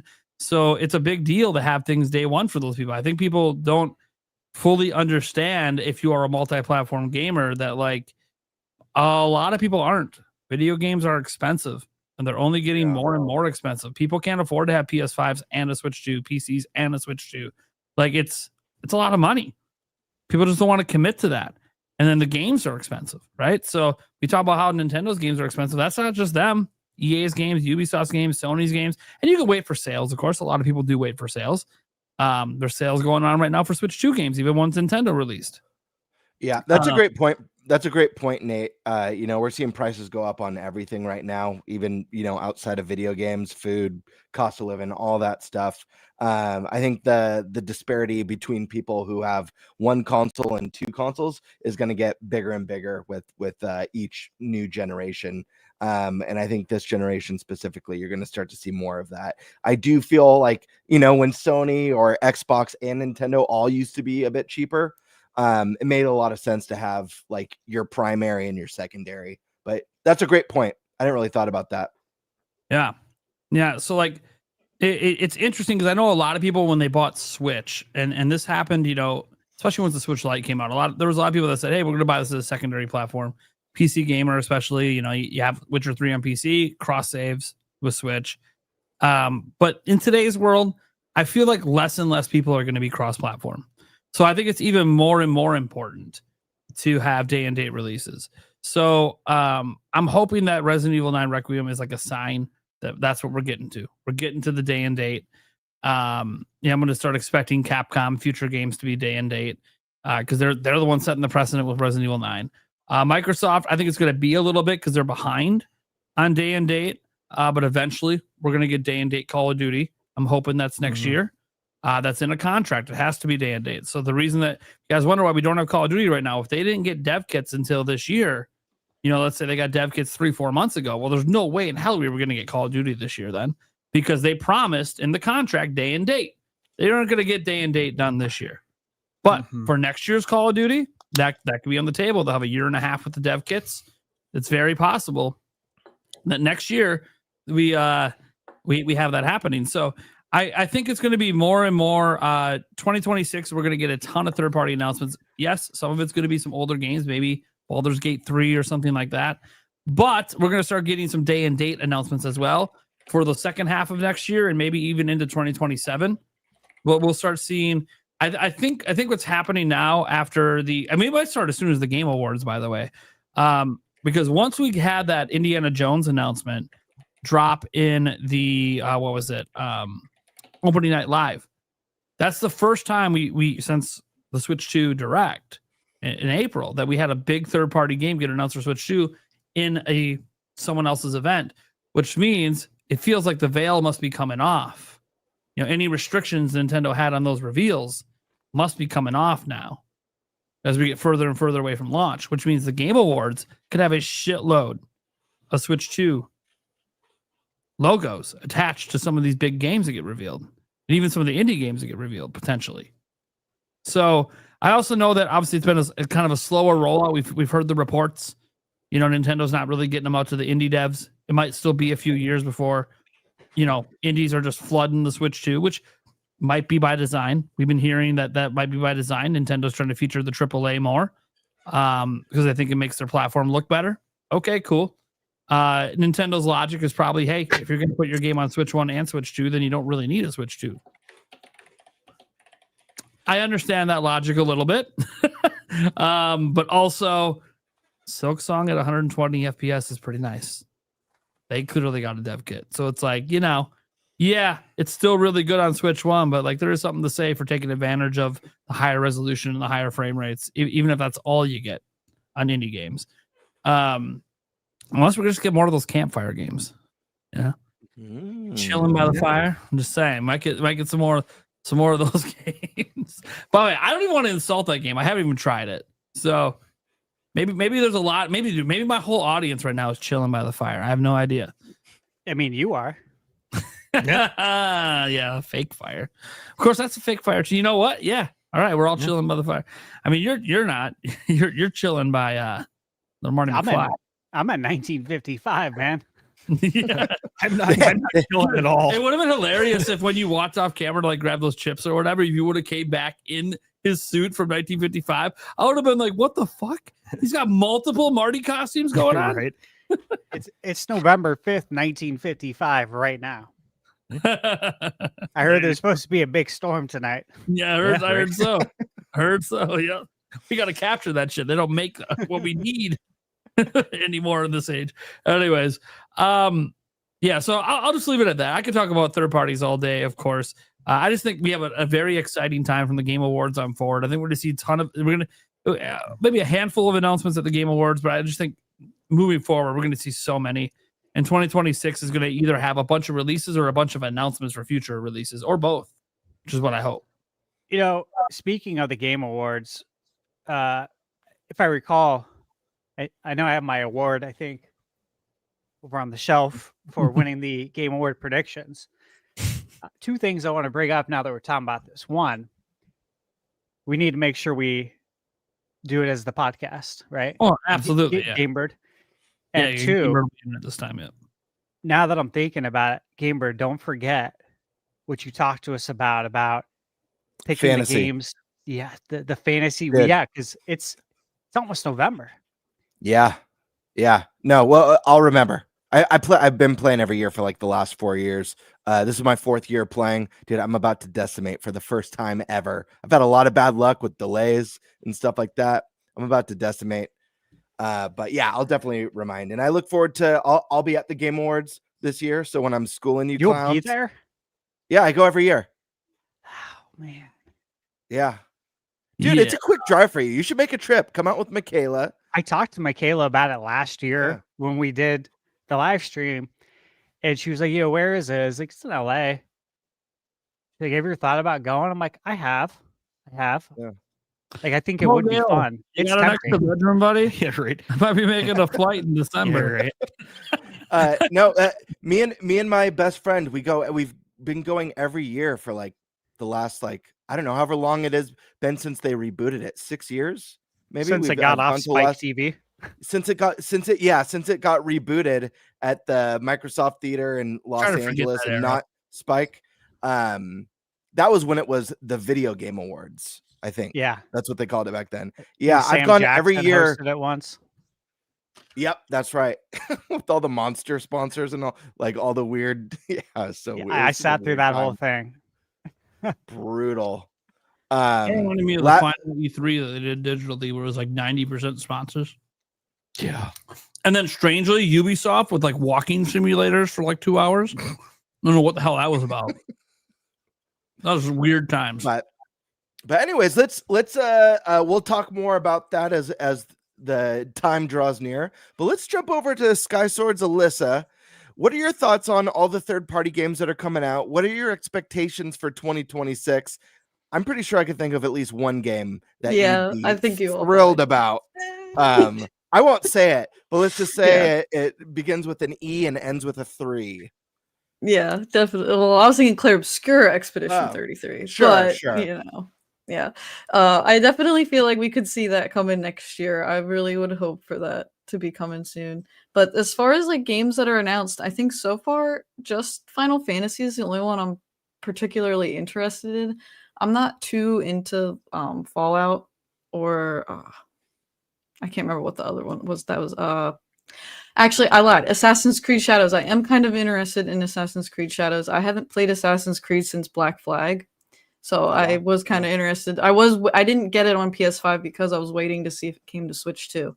So there is that one that I'd like to get into, but I hear it's very long. So we'll see. But another game, since you guys were talking about the Game Awards, it reminded me that last year we had Okami 2 like teased.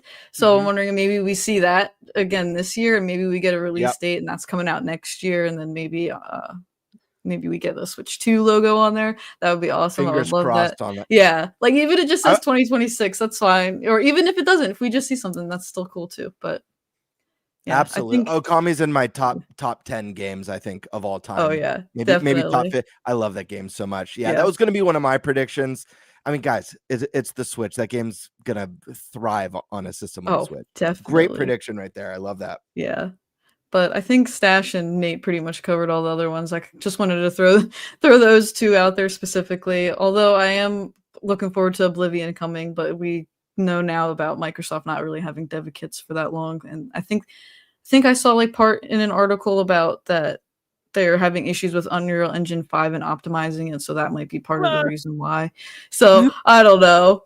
Am I misinformed, Nate? No. I saw that too. There's been horror stories about how hard UE5 is to optimize for a lot of developers. It's kind of unreal though. Like, I don't know if I even believe it. Yeah. I can. Looking at code gives me a headache. I did animating for like a little bit in high school because we had a program. And I was like, Fortnite's well optimized. I'm like, yeah, congrats. The makers of the engine know how to optimize their own engine. Right. Who knew? Yeah, I took back in college. I took a class in game development, and I dropped out after the first week. I'm like, there's no way I'm letting this class ruin my favorite hobby. There's like no way. Right. I can't have the job that I want. You got to build up to the ideas.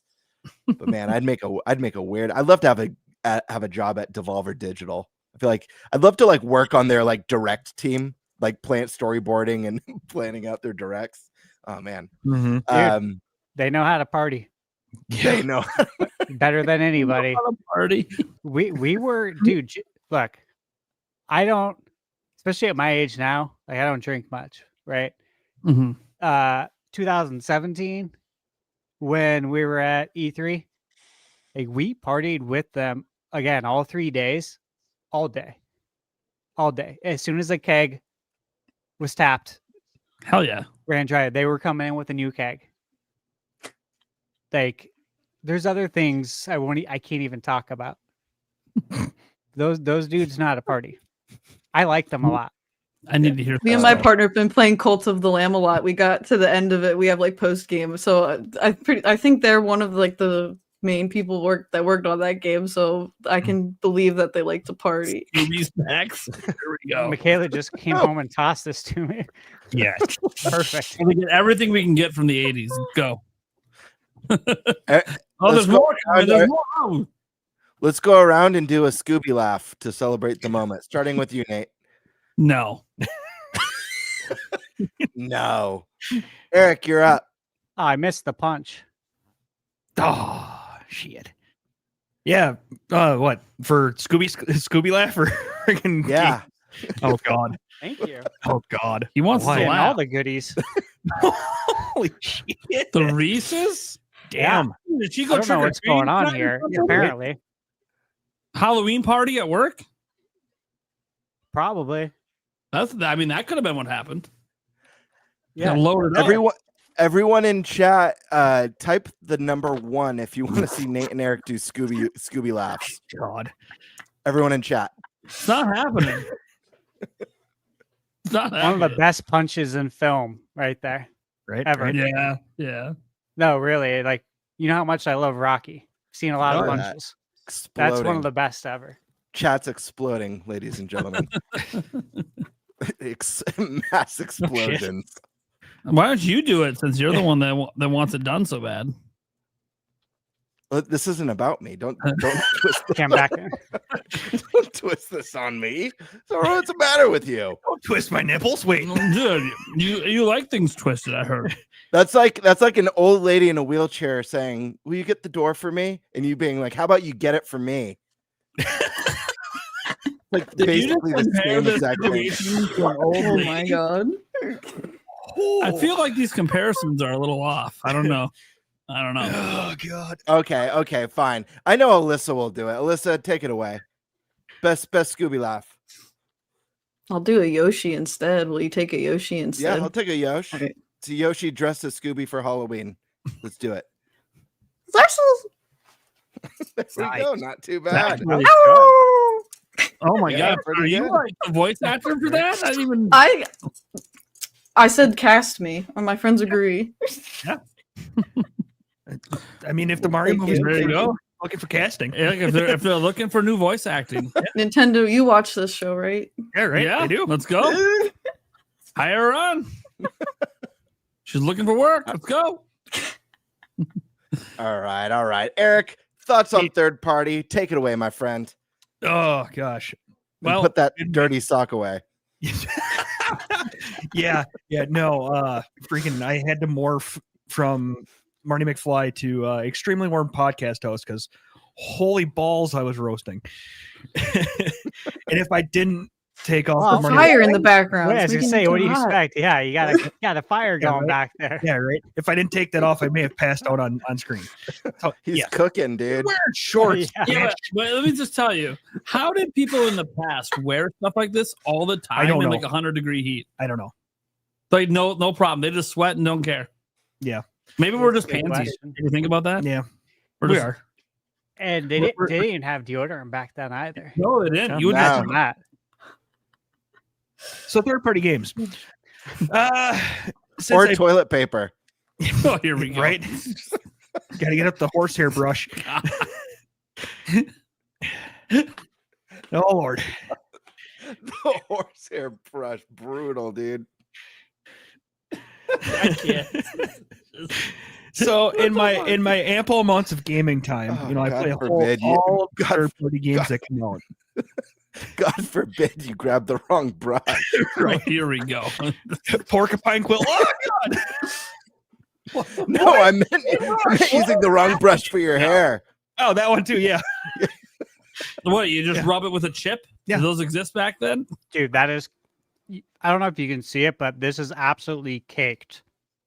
Yeah, yeah, It was yeah. very orange. It was very Oh my orange. God, yeah. It's very Insane. Stash is so impressed. so with this bag of excited. Doritos. It's like the greatest bag of Doritos he's ever had in his life. Oh man. So yeah. No. He with, lost something. I'm running over some Scooby snacks. oh shit. Rural Reggie. There we go. There you go. Finally, someone with the courage. Yeah, this is the There we go. This is the person Doesn't matter who how makes good the it challenge, is. he won't do it himself. I just had to get to it. I can't just do it on the spot. Yeah, he's more of a in the moment kind of Yeah, person, not a on the spot kind of person. Yeah. Very well. Yeah. And so, the all the third party games that I play, I think if I looked at my Switch 2 library, I don't know if I have. No, I do have a third party game, but Which one? Cyberpunk. Ah, okay. Yeah. But yeah, no, I don't.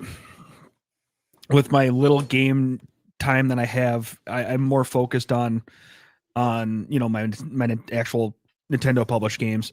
But I mean, I'm happy that we're gonna get hopefully pretty much anything and everything coming forward. So yeah, that's kind of where I'm at with third What party third games. party game would you actually buy?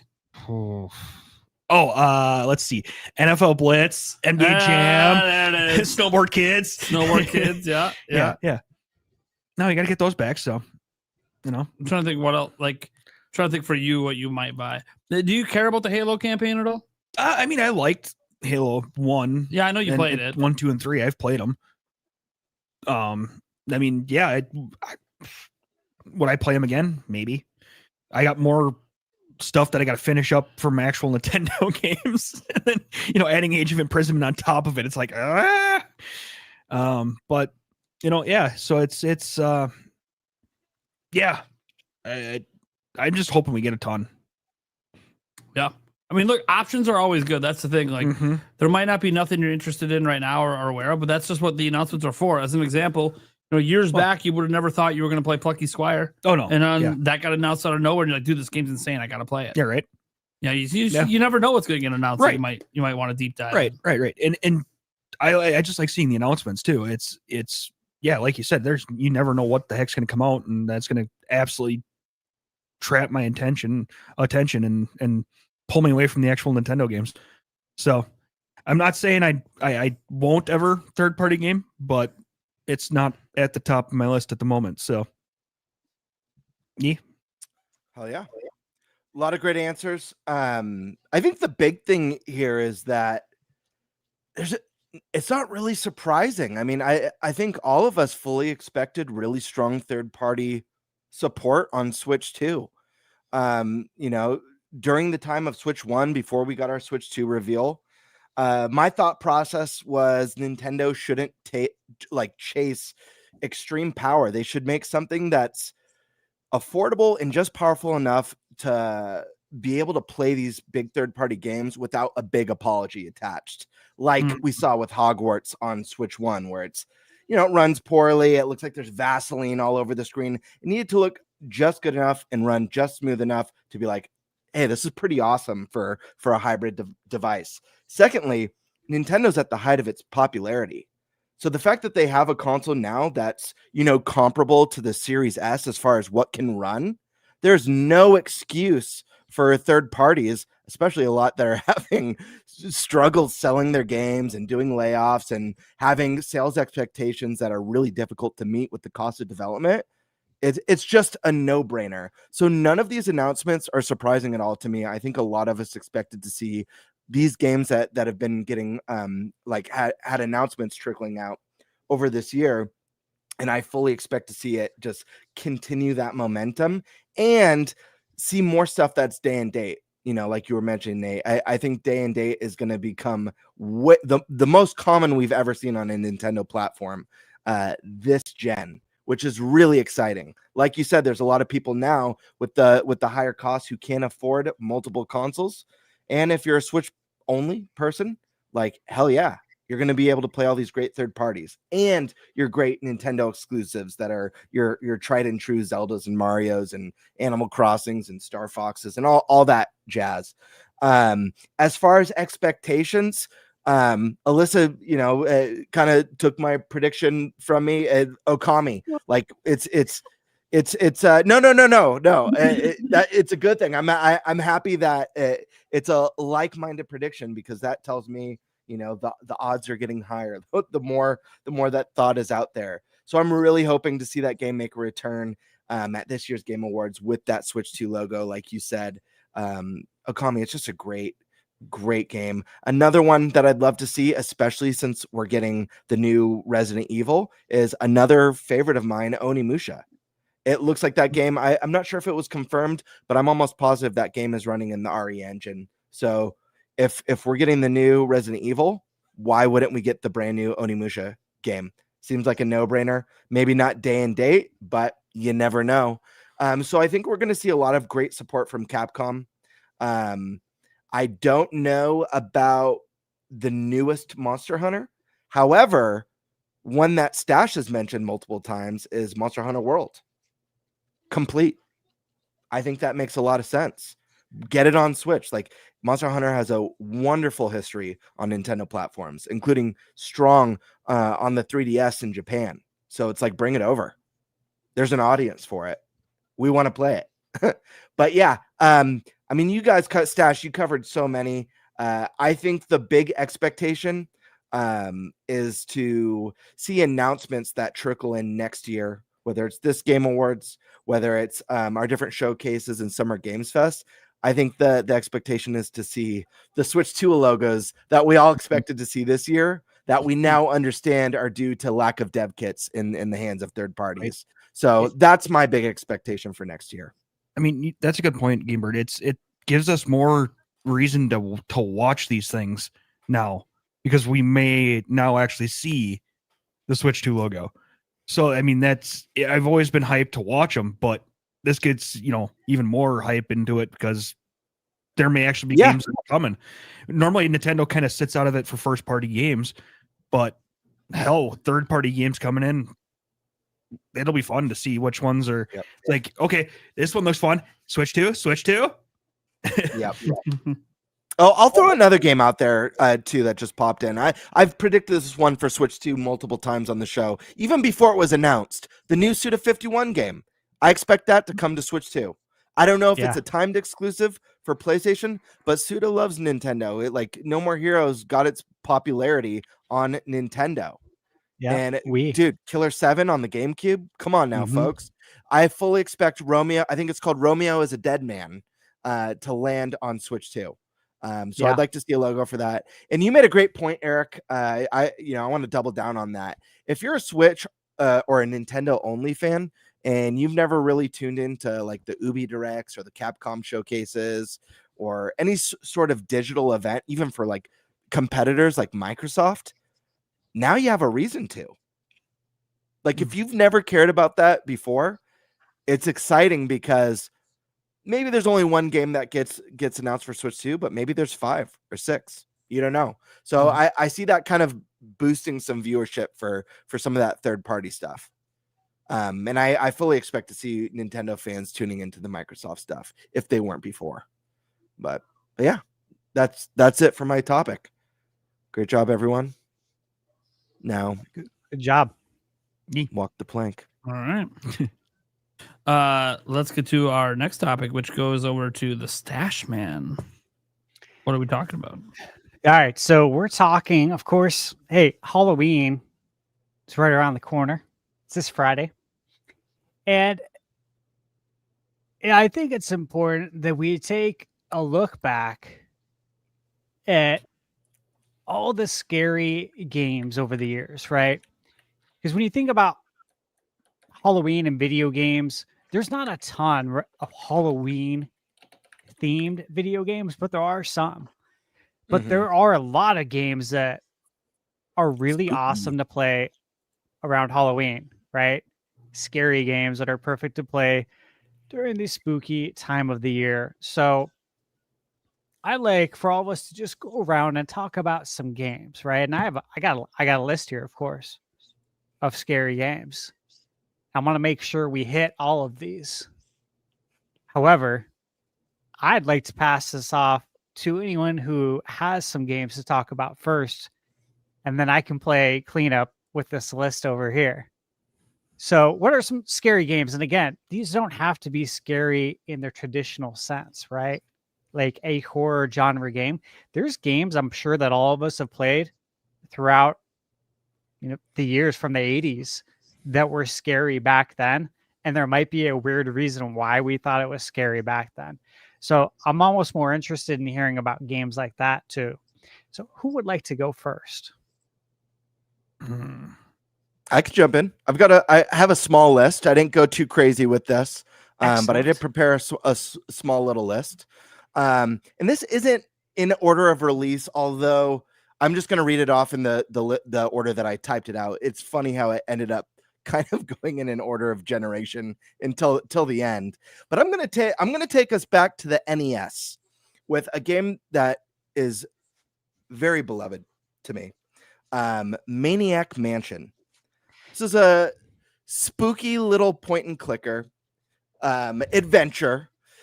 And this was one of the games that got me really into that genre. It ended up being one of my favorite genres as a kid. You know, games like Day of the Tentacle, King's Quest, a lot of that stuff. But Maniac Mansion was my very first.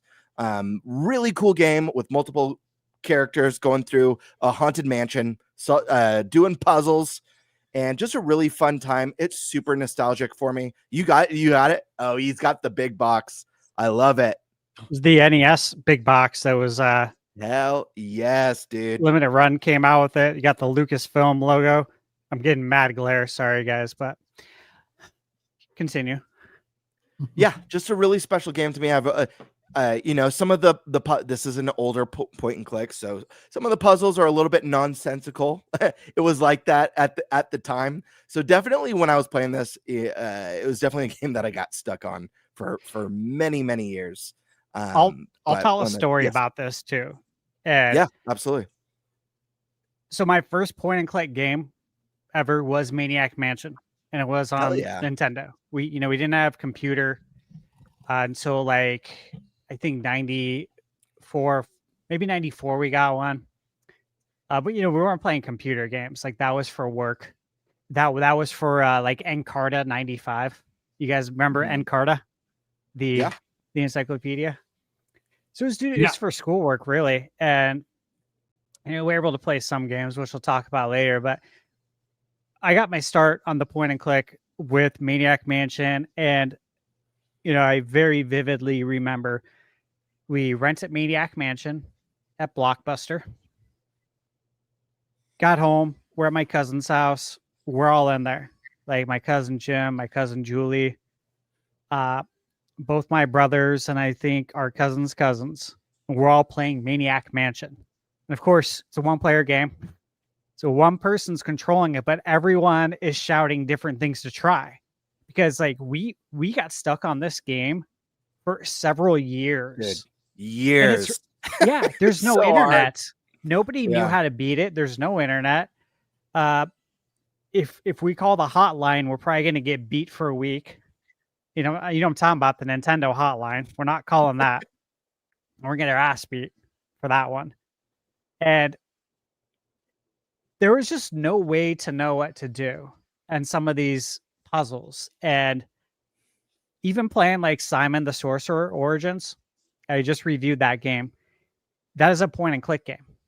And it came out, the original one came out in 1993, which is the year Day of the Tentacle came out. And going back to playing it again, it's like you have to retrain your brain to remember some of those things.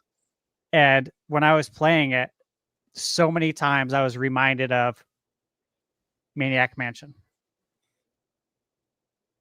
That's so awesome. There we go. My next game on the list, and Stash isn't joking. Like some of the puzzles, back in the day, you literally had to try and combine items that made no sense because you were just so stuck. Like maybe if I use the paper and the hammer together, it'll open the door. I don't know. But the next one on my list, we're moving on to the Super Nintendo, and that's Zombies Ate My Neighbors. This is a fun little one with beautiful pixel art, great animations, fun music, and it's multiplayer, guys. It's multiplayer. So this one was hours of fun with friends and a great little Halloween title. Spooky but fun, super 90s.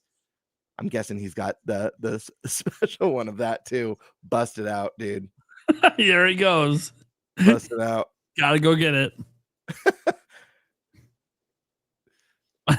Dude, is there anything he doesn't have? There were the game store. He's like, I think it's easier to tell me what games I don't have. Yes, it That's was. it. That's exactly what it is. Damn! Dude, look at that cover, man. So iconic. Dude, Right. so good. Absolutely. It's such a good game.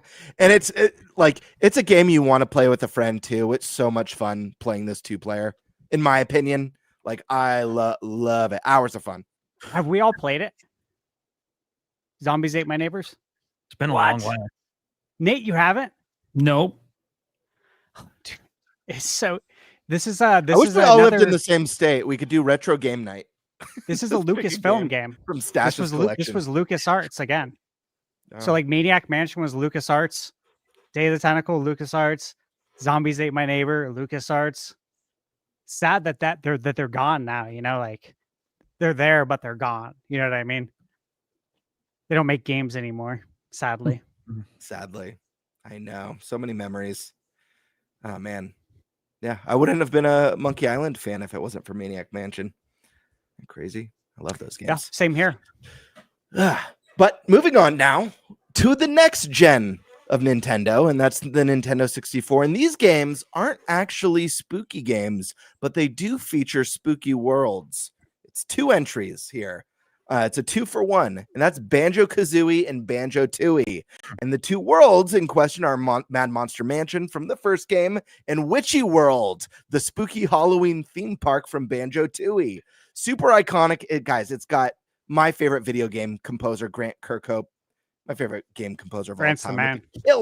man. Killer soundtrack. One of my favorite game soundtracks ever. The music's wonderful, but those are like it. That's my favorite 3D platformer of all time.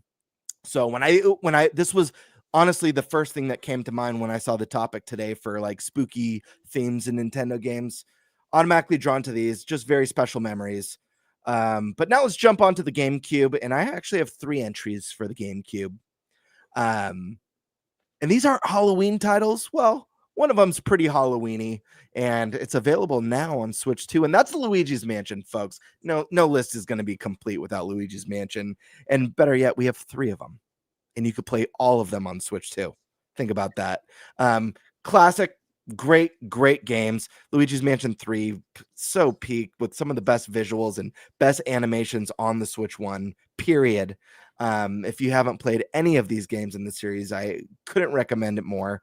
But now we're going to bring it on down to what used to be a very special GameCube exclusive, and a game that is iconic with the GameCube, and that's Resident Evil 4. Guys, we've been talking about Resident Evil tonight. It all started with RE4 on the Nintendo GameCube, and it's one of the best entries in the series. And it has a remake that I fully expect to land on Switch 2 at some point. But guys, if you haven't played RE4, go play it. I don't care if you play the remake on other platforms. Just play this game because it kicks ass. I got one more GameCube title for you. It's a special one. It's one I know a lot of us are hoping lands on Switch at some point, and that's Eternal Darkness, baby. Has the sanity mechanics that's been trademarked. Very, very special game. Has a cult following, and I really hope it sees the light of day. And then I've got 2 more items on the list. One of them just had a new entry, and it's a game we all got to play at PAX, and that's Little Nightmares, folks. Yeah. Little Nightmares. Very Tim Burton-esque. It's got that kind of claymation or stop motion kind of look and feel to it. It's beautiful art, very charming, and definitely a nice vibe for the Halloween season. And then the last one, this one's kind of throwing it back again, but also keeping it modern, because we have some new collections for this series, and that's Castlevania. And I couldn't complete a spooky season Halloween game without mentioning Castlevania. So many brilliant entries from the NES all the way to the DS entries, and we've got some great collections today.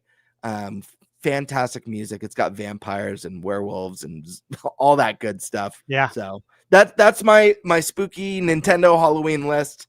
These are ones that immediately come to mind. But yeah, I know Nintendo's not necessarily known for its horror, and who knows, guys, we might see that change this gen. We did get Emio, which isn't a horror game, but it definitely covers some pretty dark themes. And I know Kronos landed on Switch too, as well as Resident Evil Requiem's coming out. So we'll see. The tables might turn.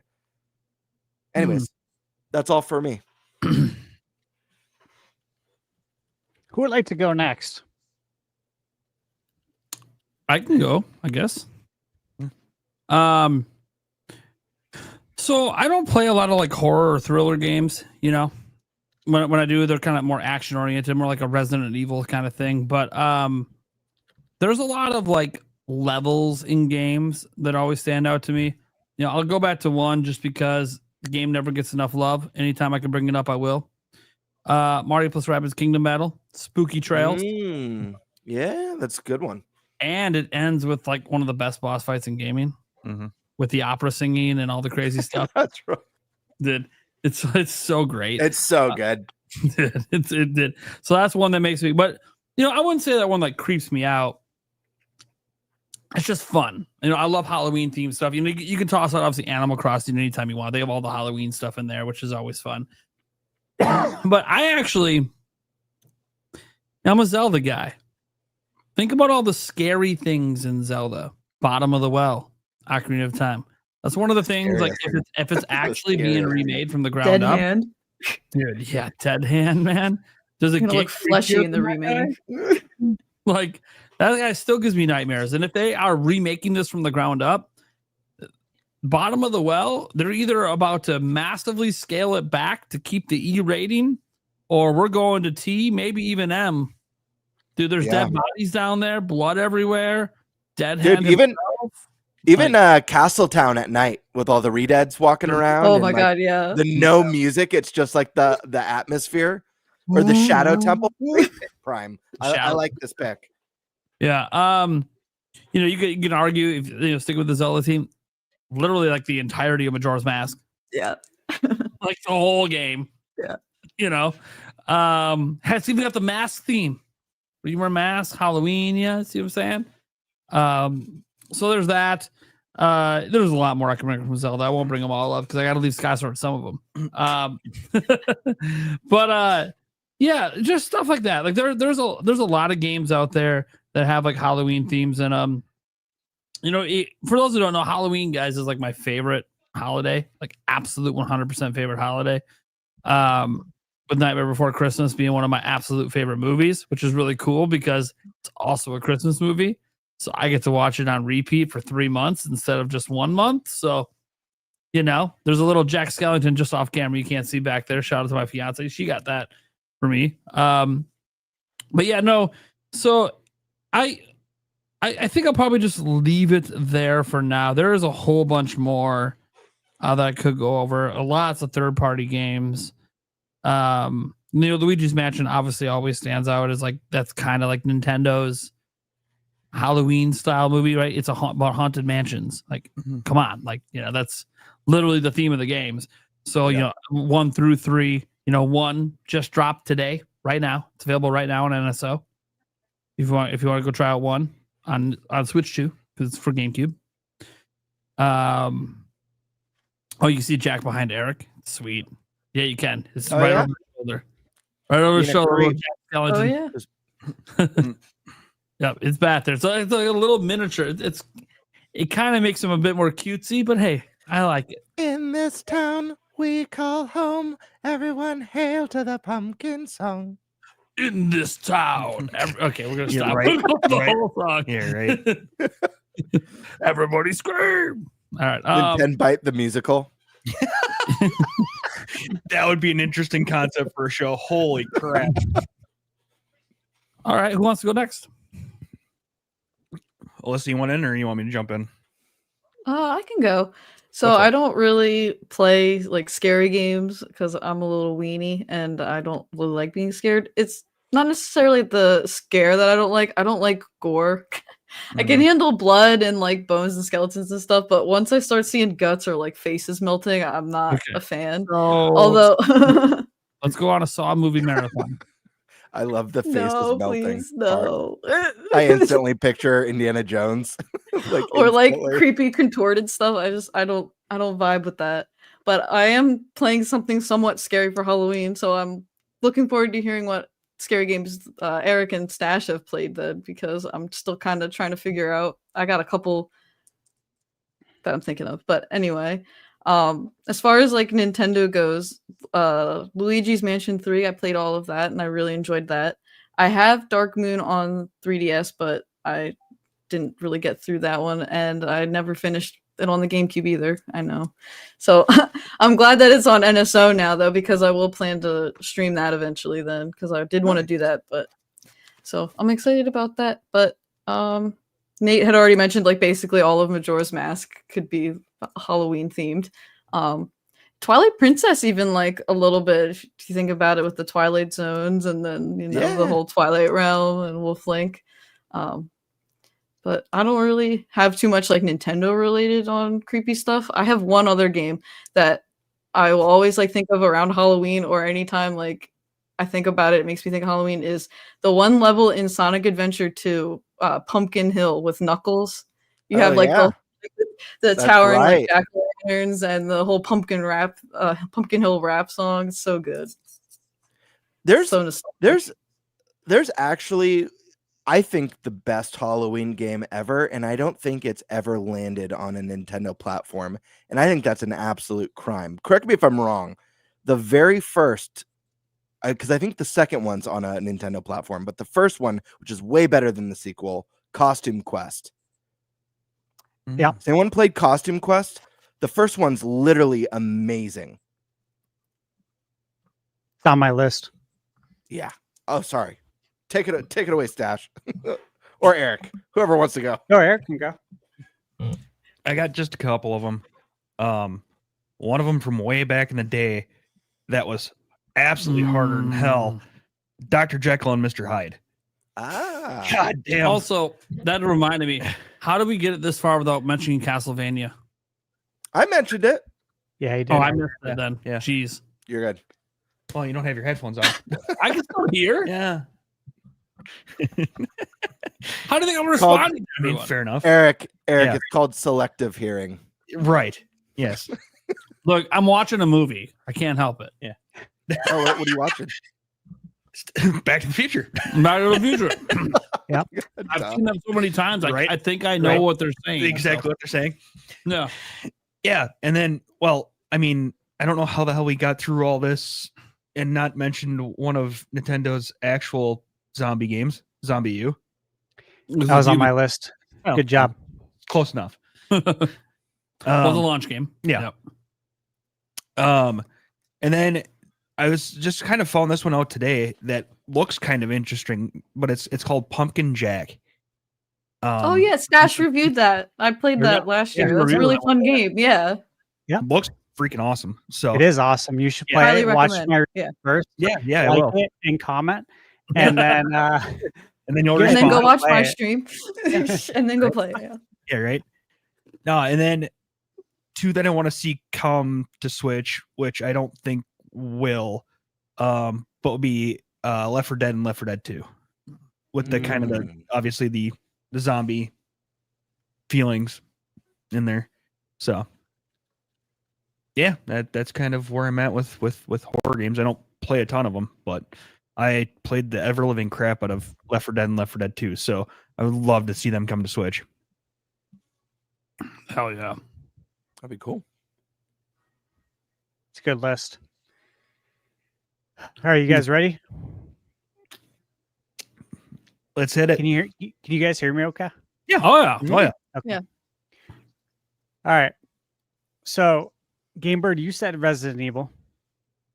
You said Resident Evil 4. I got to go Resident Evil, the original, because I played this Halloween night when it came out with my cousin. I think I've told this story before on the big screen TV.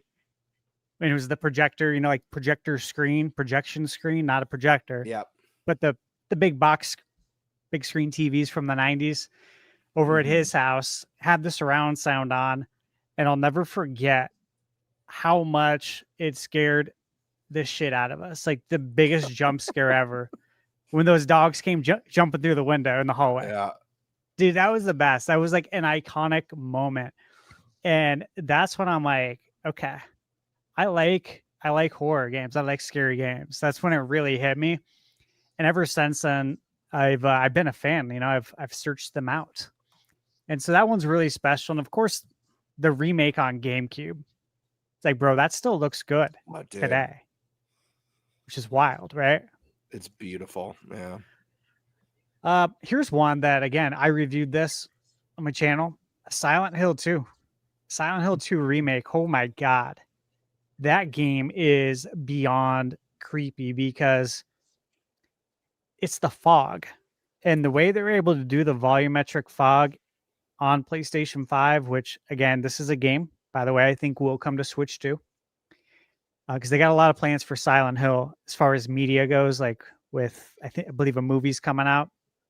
So again, you got to get it on all consoles. But the way that the enemies hide in the fog is just constantly has you on edge the whole entire game. So it's not so much jump scares. It's just that you're on edge the entire time, and the whole game plays on that. There's other areas that when you're not outside and it's not the fog, like when you're in the prison cell area and the lights are flickering, there's just so many extremely scary, creepy parts of that game. And for anyone who's a horror fan, if you have not played it, you have to play it. It's the tension building is like masterclass in it. It's like you always feel the tension building. Always. You always do, man. Like, and sometimes when you're playing too, like I'll hear something. It's somewhere in the house, not in the game. But I don't know if it's the game or the house. And I'll just be like, all sketched out in my house. Yeah. Like what? Oh God. Yeah, or Michaela will come up to me when I'm like totally into it and tap me and just scare the living shit out of me. I'm like, babe, you gotta let me know you're coming. Look at what I'm playing right now, okay? You would have a heart attack. Here's another one that does a really good job with this. Dead Space, right? Dead Space. Oh man, bro. Sound design. The sound design. Yeah, so glad you mentioned that. Like, so next level, and the way the enemies go up into the ceiling tiles or whatever and come through just so scary. Here's an old school scary one. Clock Tower. Oh, wow. Yeah, and I was reminded of Clock Tower because, I think it was the last week, the week before, I reviewed By Sweet Carol on my channel. And that is a game that is also on my list as a new entry in the horror games because that game is extremely creepy for the same reasons as Clock Tower. It's very similar in that sense. Here's one, Alone in the Dark. Did you guys play Alone in the Dark back in the day on PC? No. PlayStation 1. It was a 3DO title as well. We rented it on 3DO when we rented the 3DO because that's where like Need for Speed first came out. A lot of people probably don't know that because they never rented the 3DO. But that was Trip Hawkins' console that he had designed. He had come from EA, and that's how Need for Speed was born. And obviously that was cutting edge back in the day because I believe it came out in '93. So imagine like Need for Speed when you're playing Super Nintendo coming out in 1993. Like, dude, this is the future. This is wild. Here's another good one. Dino Crisis. Bro. Dino Crisis. Nate, did you play Dino Crisis? I know you didn't play PlayStation back in the day. You didn't play it? Dude, it's Dynamite. You got to play that game. Here's one. The House of the Dead. Come on, guys. How did we not say this one? I forgot about House of the Dead. Dude. Did anyone play it in the arcade? Let me ask that first. Absolutely. Okay, good. That was the best place to play it, of course. Don't they have a version of House of the Dead? I think it was on Sega where it's like you have to like type. Am I wrong? Yeah, the typing of the dead. Typing of the Dead. Yeah, was it Dreamcast? Dreamcast. Is that Dreamcast? Oh my god. Wild, huh? Yeah. Yeah, talk Crazy about times. House of the Dead, but you're typing to kill the zombies. Don't. Yeah. How do you spell that? I know. It's crazy. Um, here's another one that came out on PC. And some of these games are really fun because they used FMV, right? FMV technology was really kind of born out of Sega CD era and PC era. And that game's Seventh Guest. That game was super creepy back in the day. And I wish more games today would use FMV technology because I'm curious what they could do with it like now in 2025. Yeah. Mm-hmm. It's like it's been over 30 years. What can we do now? Two games I'll say that are not immediately thought of as horror games, but when you play them as a kid on your PC, and again, I mentioned that we got a computer, I think in like 94, 93, sometime around then. And it was good enough to run Doom and Wolfenstein 3D, the originals. Playing those games at night, like by yourself in the dark, was actually creepy. And again, they're not scary games, but when you're like 8 years old, it's kind of scary. I don't know if you guys ever played the originals, but there's just something about them that were super creepy. Castlevania 2, Simon's Quest. To me, that one is the creepiest one of them all. You're literally collecting Dracula's body parts that are scattered throughout the mansions in the game. Like you literally collect his ribs and then you use his rib cage as a shield in the game. It's like your new shield. Dude, that's nuts. I love that personally. I wish we would see more weird stuff like that. Dude, Ghostbusters that came out on PS3 and 360 era, and you can get it now on Switch. It did come out on Wii as well, but that version wasn't obviously as good. But man, Ghostbusters is legit. Ghosts and Goblins, Super Ghouls and Ghosts. Those are good ones. Yeah. They piss you off too. Oh, so much, dude. So much. I've beat them both, but I would not go back and try to beat them again today. I don't have time for that type of frustration. Here's two that again, they're not scary games, but when you're a kid playing them, especially the first one, you're playing it at night, it's dark, you're by yourself. That's Metroid. Playing the original Metroid, Super Metroid, those games are creepy playing them by yourself as a kid with that music. Shadow Man. You guys play Shadow Man on a 64? I think it was by Acclaim. That is another good one. Blue Stinger on Dreamcast. I got that on launch day. It was by Activision. Dude, this game's so good. Like, no joke.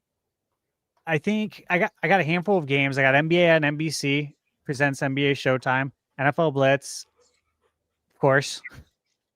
NFL 2K, NBA 2K, Ready to Rumble Boxing, Sonic Adventure, and Blue Stinger. I don't know if I'm leaving anything out, but of all those games, like they're all awesome for different reasons.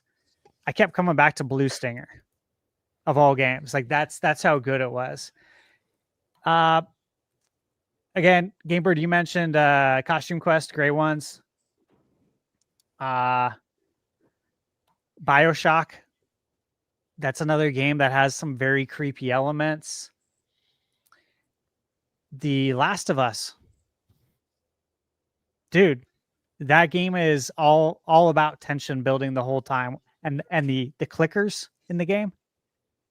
Again, they did a really good job with the sound design and the lighting. That game is beyond creepy, and literally the whole time you play it, like your heart rate is going the whole time. Like it is up. You're on edge the whole time. And I love that. Let's see. Guys, there are some creepy elements about Earthbound. I will say that. There are definitely some creepy areas. And then, okay, playing Resident Evil in VR. Like, I played like Resident Evil 4 on PlayStation VR 2, RE4 remake. Dude, that is beyond creepy. Like, insane.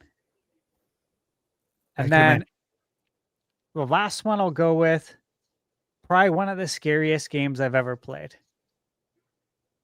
Alien Isolation. That's a good one. Right? Great pick. Do you remember when IGN played that? Like they did a video on it when it came out and they put Didn't they all give of it them a- in an office with the lights off? Didn't they give that like a 5 out of 10? You know, they might have. It's so funny because they had them all in the office playing it, like in a big room. And all of them were having so much fun. And then it would make sense for them to go and give it a 5 out of 10. Too many aliens. Let's assign it to someone who hates horror games now. Hates sci-fi. I got 2 more to throw out. One I don't know how the hell none of us mentioned, Five Nights. Mm-hmm. And then the I'm other a 5-year-old. well, Damn, shots fired. Sorry, no. I know it was. I just know that I never played it, but when I was after school teacher at a local elementary school, all the kids there were playing Five Nights, and I'm like, oh, okay, cool. I'm glad that's what you're into, I guess. Yeah. I didn't know what it was for the longest time. Go ahead, Eric. And then the last one, Poppy's Playtime. Poppy's Playtime. That one's pretty Again, freaking crazy. Another game that was popular with the children. I never even heard of that one. There's something I left out too. Condemned Criminal Origins by Sega. That game is very, very creepy. Layers of Fear I had on my list, and then Fear. one of them's game Fear. Right? It was great. Fear too. Dead Rising. Not creepy, but a good Halloween game. And then, dude, Stubbs the Zombie. Stubbs, man. Never heard of it. Whoa. Hold up. I've never heard of Stubbs the Zombie. Can you look it up right now? I wish. Go see who the developer is.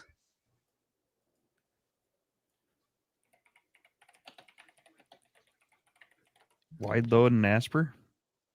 Asper? Holy crap. It It's looks on pretty the- awesome. Wow. Yeah, I've never heard of this, dude. Never heard of this ever. What? Rebel Without a Pulse. It's so stupid. I love that. That is too funny, man. What is this? Originally released on Xbox, looks like, North America. This game does look awesome. It's on Switch too, by the way, guys. If you want to, Uh-huh. they've brought it back. Can we play a trailer for the crowd? You go for it. No one's stopping you. All right, let's see. Let's see. One sec. Whoops. Sheesh. Screw it. Sorry, I'm on one screen, guys. This is a pain in the ass. Forget it. It's not worth it. It's not worth it. Damn. But what I can do is this. Continue talking. Don't wait for me. Make me uncomfortable. Well, I mean, Stash left. So, like, it's his topic, and he's gone. I think he accidentally closed the tab. I'm pretty sure. I'm like, normally he doesn't just give out like that. Well, I don't know what to do besides move on to the next topic without Stash here. Like, he's gonna come back and be like, wait, guys, I had so many more games. I'm like, well, you weren't here, so I don't know what to tell you. Stubbs was a strong closer. We're down to the 3-person show. That's all right. This is the Triforce here. We run this shit. Hell yeah. So are you power or courage? Because we clearly know who wisdom is.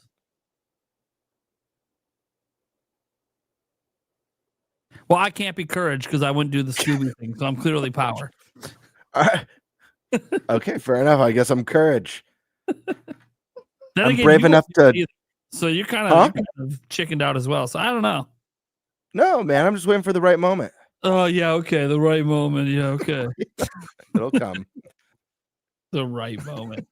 All right. Well, There's a time to Scoob, and there's a time to. Time to move on to the next topic. I don't even. Time to He's move. not here, so I don't know what to do. So all right, let's. Maybe dude, he could have lost power or something too. There could have been something wild going on. You never know. All right. That Well, is we'll move on Arizona. to our next topic then. The headliner, Luigi's Mansion 4. So there, appropriately is a rumor for Luigi's Mansion 4 this week. Comes from Nash Weedle. Grain of salt, all of that. Not a whole lot to it, just it's in development. That's the rumor. Not really a surprise if it was in development, because after all, next level games like the Luigi's Mansion is big for them. You know, they did Strikers as well. But yeah, it wouldn't be shocking if they are working on the next Luigi's Mansion, considering that Luigi's Mansion 3 did so incredibly well. So that to me is wild that that's a rumor popping up this week. And maybe it's intentional. Maybe he's known for a little bit and decided to drop it this week. Or he's just making it up. I have no idea. But I do expect Luigi's Mansion 4 to be coming, and wouldn't be shocked if it's in development. Also, probably maybe a graphical showcase for Switch 2, perhaps. Luigi's Mansion 3 looks awfully pretty on Switch. And considering that, like, it's that art style, or like, oh no, you can't get pretty, dude. Luigi's Mansion 3 legit looks amazing. So, thoughts, dreams, hopes for LM, 4. Probably like, how about you can even go like, where would you like it to take place? Because, well, if you notice, they don't just do mansions. I'll throw it over to our guest because she looks very nervous for some reason. No, I'm not nervous. It's just late here. No, I like the idea before you guys brought up about like a Nightmare Before Christmas style Luigi's See, Mansion. there I she think goes that would, again, taking my shit. I will. All right. I'll just say that because I did have another thing. I'm kidding. Or like, what if maybe they do more like a resort or like Airbnb type place where there's like a lot of different lots, and maybe you have to go through each lot trying to find Mario or whoever. Maybe somebody else gets kidnapped. Maybe Luigi's got a secret friend or something new. But Actually, that's a really cool idea. A resort. yeah, or like it- just some kind of Yeah. area where there's a lot of different like cottages or like houses that people stay in, and you need to go through it. Like maybe have some outdoor elements sprinkled in, like you have to do some stuff outside. I believe in the first one there are parts like that. It's been a really long time since I've played either of the Luigi's Mansions games. But with like the HDR and the 4K with Switch 2, like I'm just picturing now like the ghosts, like the boos, like they could get some really cool glow going around them and get some really awesome lighting effects. Yeah. Hell yeah. Okay. You got any thoughts on what you would like to see in Luigi's Mansion 4, Gamebird? Yeah. Obviously, a big one is kind of that haunted holiday theme. I love the idea of doing a spooky Christmas for Luigi's Mansion. I think it would just work so well. Just thinking of all the kind of like Christmas ghosts, Christmas themed ghosts that they could do, and bosses, and honestly, like even if they went like full on Halloween, just make the game take place on Halloween. It's the gang. Go into maybe a costume party when, at a mansion where not everything is what it seems to be. I think is a really cool concept for it. So yeah, anything holiday related with Christmas being the big one, just because I think it's so much fun. And the big question is like, is Luigi coming back? Are we getting a Luigi's Mansion spinoff? Like, could that be a thing? Bring back the goo. I think we all love the goo. Nate, are you talking to us or are you talking off pod? I couldn't tell if you were muted. We were talking off pod. Okay. I just want to make sure. I wasn't sure if you're like a big Luigi fan or anything, and me saying that, I was like, I mean, I do like Luigi. Likes it gooey. But if you hate him, it's okay.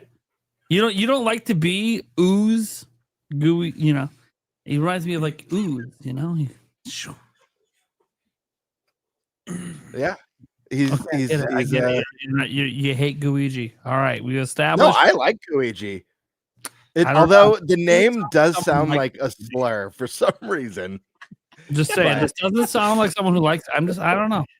I'm not buying it. Sounds like somebody that wants to punch him in the face. Yeah, that you know what? That sounds believable for Gamebird. You know me. I love assault. That's my thing. I mean, to be fair, it's not real. It's just a copy. True. Very fair enough. But yeah, I'd like to see Luigi come back. I'd love to see them do a big holiday theme. I actually really like what Alyssa said about the resort. That I see so many possibilities of, like, you know, you've got like the huge kind of hotel, but then the resort grounds and kind of theming it around that could be really, really cool. My hope for it is that they do less of the Luigi's Mansion 3 thing of like each floor that you load into, and instead doing like a fully realized kind of like, whether it's an open mansion or a more like open world design without the load screens where you're loading into different sectors, I think would be fun. Guys, but bring in some of that cool like Nemesis system and Mr. X system where maybe you're being hunted in certain areas of the mansion. I think would be really, really cool. Maybe a ghost that your poltergeist is in or not the what's it called? What's the vacuum called again? Poltergeist? Okay. No, that's an actual ghost. It's a poltergeist, right? Gust? Chat, sound off. I'll look it up. It's Poltergeist 3000. Okay, he's got it. Okay, Poltergeist 3000. Yeah, maybe there's a bad. ghost where that doesn't work on it. And I think that would be really neat. And then just double down on the puzzle mechanics. Like, you know, I love some of the puzzles that were in Luigi's Mansion 3. You know, make it feel dungeony. Give it that, you know, I love to see traditional Zelda elements bleed into other games. So there was a strong dungeony feel. And each floor almost felt like its own dungeon that led up to a boss. And I really love that about Luigi's Mansion 3. But I do agree with Nate. I do think this is going to be a visual showcase.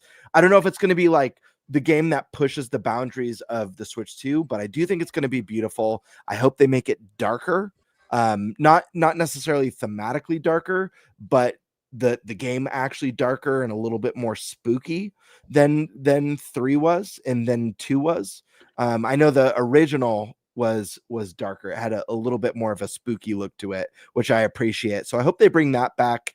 And then yeah, I don't know. I just want really cool puzzle mechanics. I want a wacky theme. Take Luigi places he's never been before. And yeah, it's pretty much it off. I'm sure more ideas will pop in as I listen to everyone else, but that's what comes to mind right now. And I wouldn't be surprised to see this game dropping as early as next year. Well, I think it's only appropriate we bring in ThunderStash. But before I ask, thoughts on a potential Luigi's Mansion 4, what he would like for it. How did it feel like getting zapped with 1.21 gigawatts? Dude, it did not feel good, man. I'm surprised I'm even alive right now. I should have been fried from that. Most people don't survive that. That's unique. I know. I just drank a canister of plutonium, though, so that got me back to life. Did you go 88 miles an hour to get back here? I did, dude. That's how that's the only way I was able to get back. I had to go back in time to get back to the original point and stop the bolt of lightning from hitting the house. Yeah. Yeah. So, of course, only ThunderStash can do that, right? Clearly. So, yeah, I went through a lot, but it only seemed like a couple of minutes to you guys, right? For me, it was a lot longer. There we go. There's a whole fourth movie there, guys. Just you guys just don't even know. Stay tuned. All right, man. So thoughts, Luigi Mansion 4. What would you like to see happen with this game? Yeah, you know what? Ever since Gamebird brought up the Christmas idea, I haven't been able to get that out of my head. As far as, like, to me, that is just such a great idea and somewhere I'd love to actually see it go. I just feel like it would fit the theme really well. And there's other things you could do too. You know, like you look at like Scrooged, right? Mhm. Like you could add in the Charles Dickens element to the Christmas with the Yeah. horror as well as a ghost. There's just the idea of that sounds really cool. And I think you mentioned before, possibly like inside a mall around Christmas time as well. Like that might be one of the areas that you can go to. And I feel like malls in general, especially now, like in 2025, right? What the hell's a mall? Exactly. It's like a ghost town, right? And so it's like, dude, that's the perfect setting actually for a horror scene. Like you think of games like Dead Rising, they use the mall Mhm. very Mhm. well. Stranger Things, right? Like I think it was at season 3. I think that's the one we're rewatching all of them. But that was the one with the mall, the iconic mall scenes. And I think the Last of Us has, Last of Us Part 2 has a scene in the mall as well that takes place, a lot of the gameplay elements there. And I was like, man, that would be a really good setting also for Luigi's Mansion. So I'd like to see that. And obviously malls are just indoor malls, especially, are nostalgic now. Like here in Arizona, obviously with the weather that we have here, there's a lot of outdoor malls, and the malls that we did have that were indoor, a lot of them have been bulldozed, torn down. Man, it's very sad. We still got one Mm-hmm. for now. You're right. We'll see how much longer it lasts, but for now, we still got one. And Mall of America is still going all right, but it's kind of kind of like a tourist attraction at this point, right. to go to Mall of America. Yeah, Yeah, it is. And compared to what it was like back in the day when like that was the spot, man. You used to be able to pull a lot of numbers out of the mall. dude, the mall was great back in the day, man. You go there, you can just go by yourself. You're gonna meet people. We have a movie theater attached to our mall. Same. You don't even know. Dude, you ask a girl out and go to a movie same day. Did it a lot. Did it all the time. Yeah. Great times at the mall. Mhm. It's kind of weird. I was just at the mall the other day just to get some of that teriyaki chicken because they still have that going on there. And I just walked around the mall for a bit and I was like, God, this place is like way deader than I remember. Now I know it actually does pick up towards the holidays in November. It'll actually be pretty busy in there because all the retail stores are still open. So they must be still doing some sort of good business or something. But it's interesting. It's interesting. It's different. Yeah, dude. I mean, when we were in high school, it's like the mall was a place you went, not even Hang just out. to shop, just to hang. Hang Yeah, out, you want to yeah. go to the mall and hang out. Yeah, Yeah. it's wild. Yeah, I don't think my kids have ever asked to go to the mall to hang out. They've asked to go to get food, Sure. but like that's about it. Although they do like going to Mall of America, which again, that's one of the ones that still kind of has a little bit of that going on because it is pretty packed all the time. And there's like 1 billion stores because it's like 5 malls in one. And you have the theme park still going in the middle, like they did back in the day. So yeah, I mean, it's still alive in very small pockets, but It's alive and unwell. like I can imagine if I lived near Mall of America, if I was a kid, I still might want to go there to hang out, just because there's like so much shit to see and do. But besides that, like I couldn't imagine wanting to go to our local mall as a kid right now. Like unless you guys are just going to eat and go to a movie, I guess, because the movie theater's right there. But We used to do the Tour de France, my cousin and I. Do you guys know what that is? mm-mm. I mean, I It's where- probably do. But On the bicycle. You probably do. It happens in the food court. We coined the name, but it's when you get 3 different food items from, of course, 3 different places. That's doing the Tour de France, as we used to call it. I don't know why we called it that. That was just the name we came up with. Chicken, the Rocky Rococos, breadsticks, Uh-huh. and then I would always end up with like a Dairy Queen Blizzard or something. Yeah, right. Yeah, get some get an item like a Taco Bell, get an item at like Pizza D'Amore, and then get some orange chicken over here. Dude, yeah, I used to get the orange chicken and then the Sabaro's pizza. Oh yeah. Yeah. Back when we had Sabaro's. And then what was the other one? Oh, it was just like a Taco John's. I would go there and get some potato olays or some shit. Oh, I did. Yeah, fucking did that all the time because it's It was great. the best, right?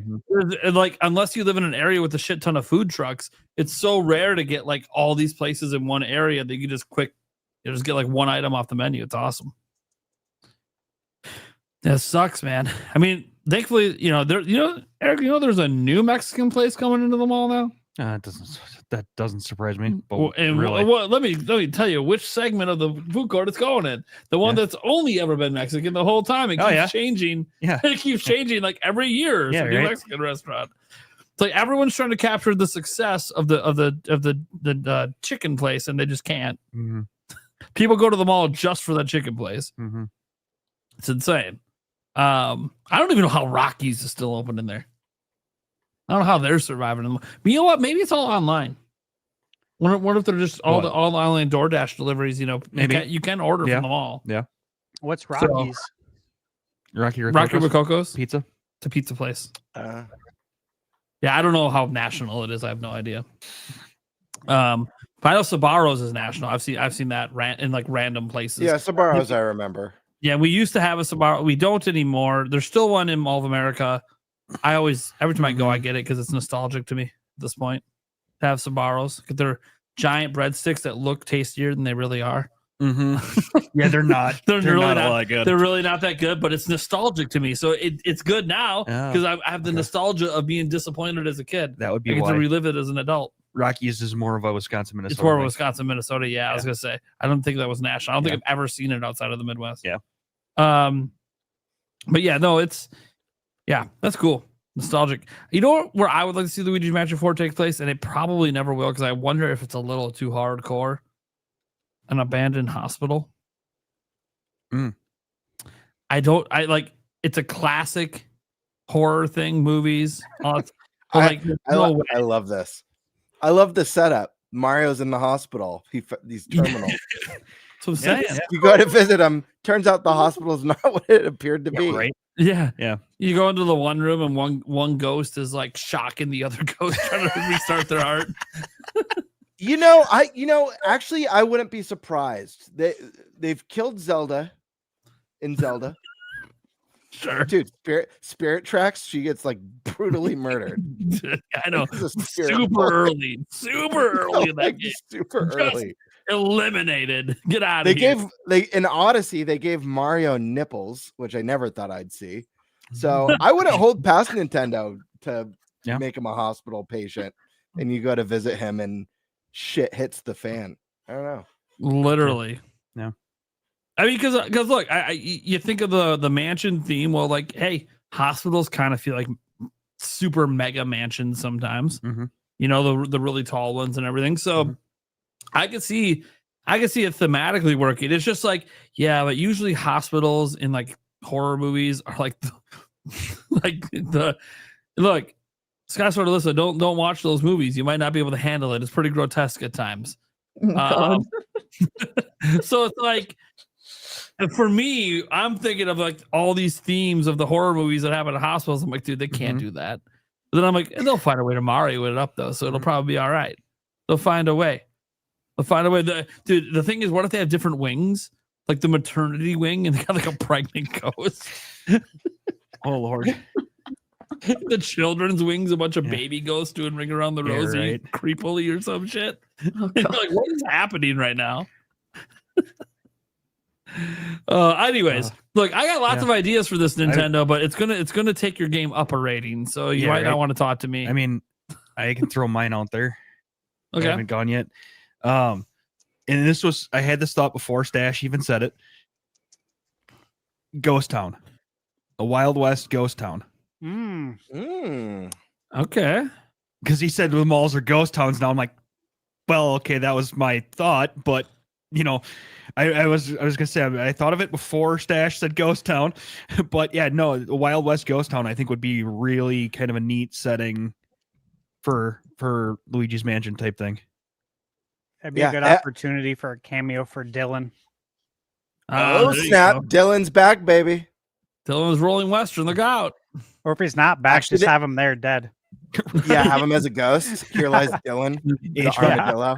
H-Man, Red Dead Luigi. Their nice way of saying we're never making another Dylan game. Yeah, have a grave for him or something. Dude, that would be insane. And the grave has the date of his last game, and you're like, okay, well, at least you're confirming it's done. Yeah. No hope for Dylan. Dude, there's so many things that could, obviously they can go back to doing another mansion, of course, after us not being at one really last game. So they could do that.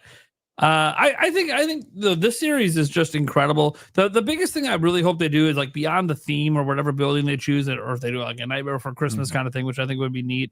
Again, of course I do, because I think it's like amazing smash. Dude, ever since the Nightmare Before Christmas movie, I never realized you could smash Halloween and Christmas. They're so opposite of each other. Yeah. But I love it. Like it's just that's what makes it work.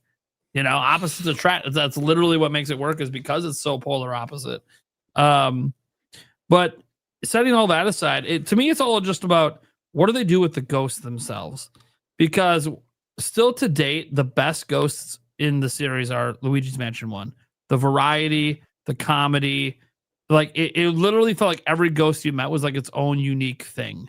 And then Dark Moon came. Now, to be fair, Next Level Games didn't make Luigi's Mansion 1, but they made Dark Moon, and then like all the ghosts were basically the same. Unless it was a boss, all the ghosts were the same.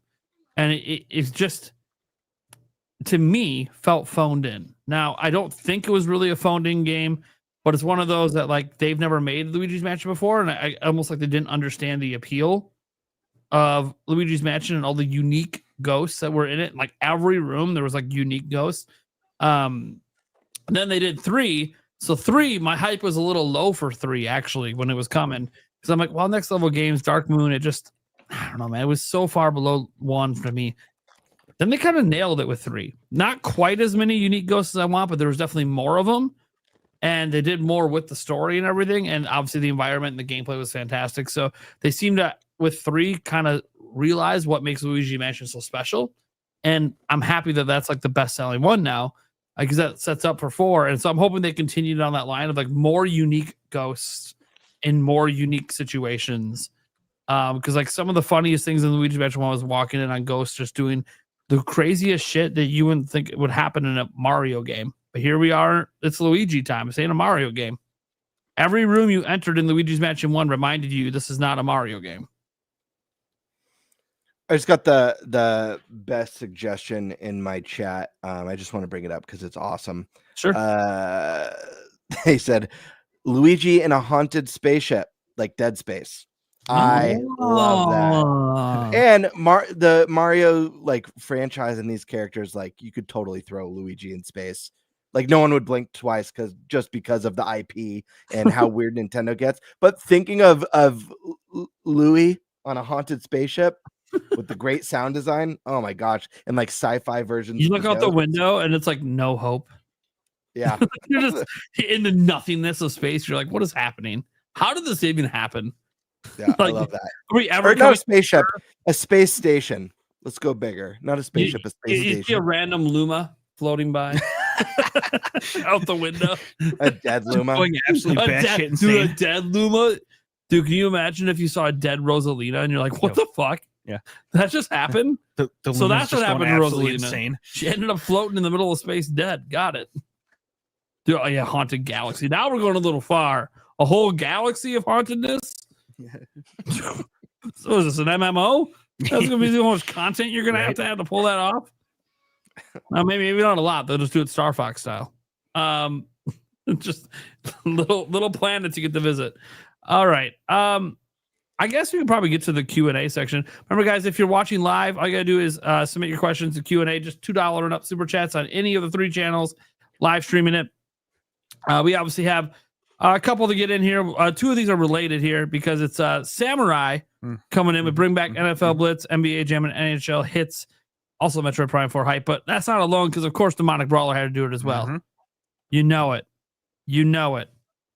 We had to get it as well. And he says, will it into existence. Let's make it happen. Of course. We have to. Will it into existence. This must happen.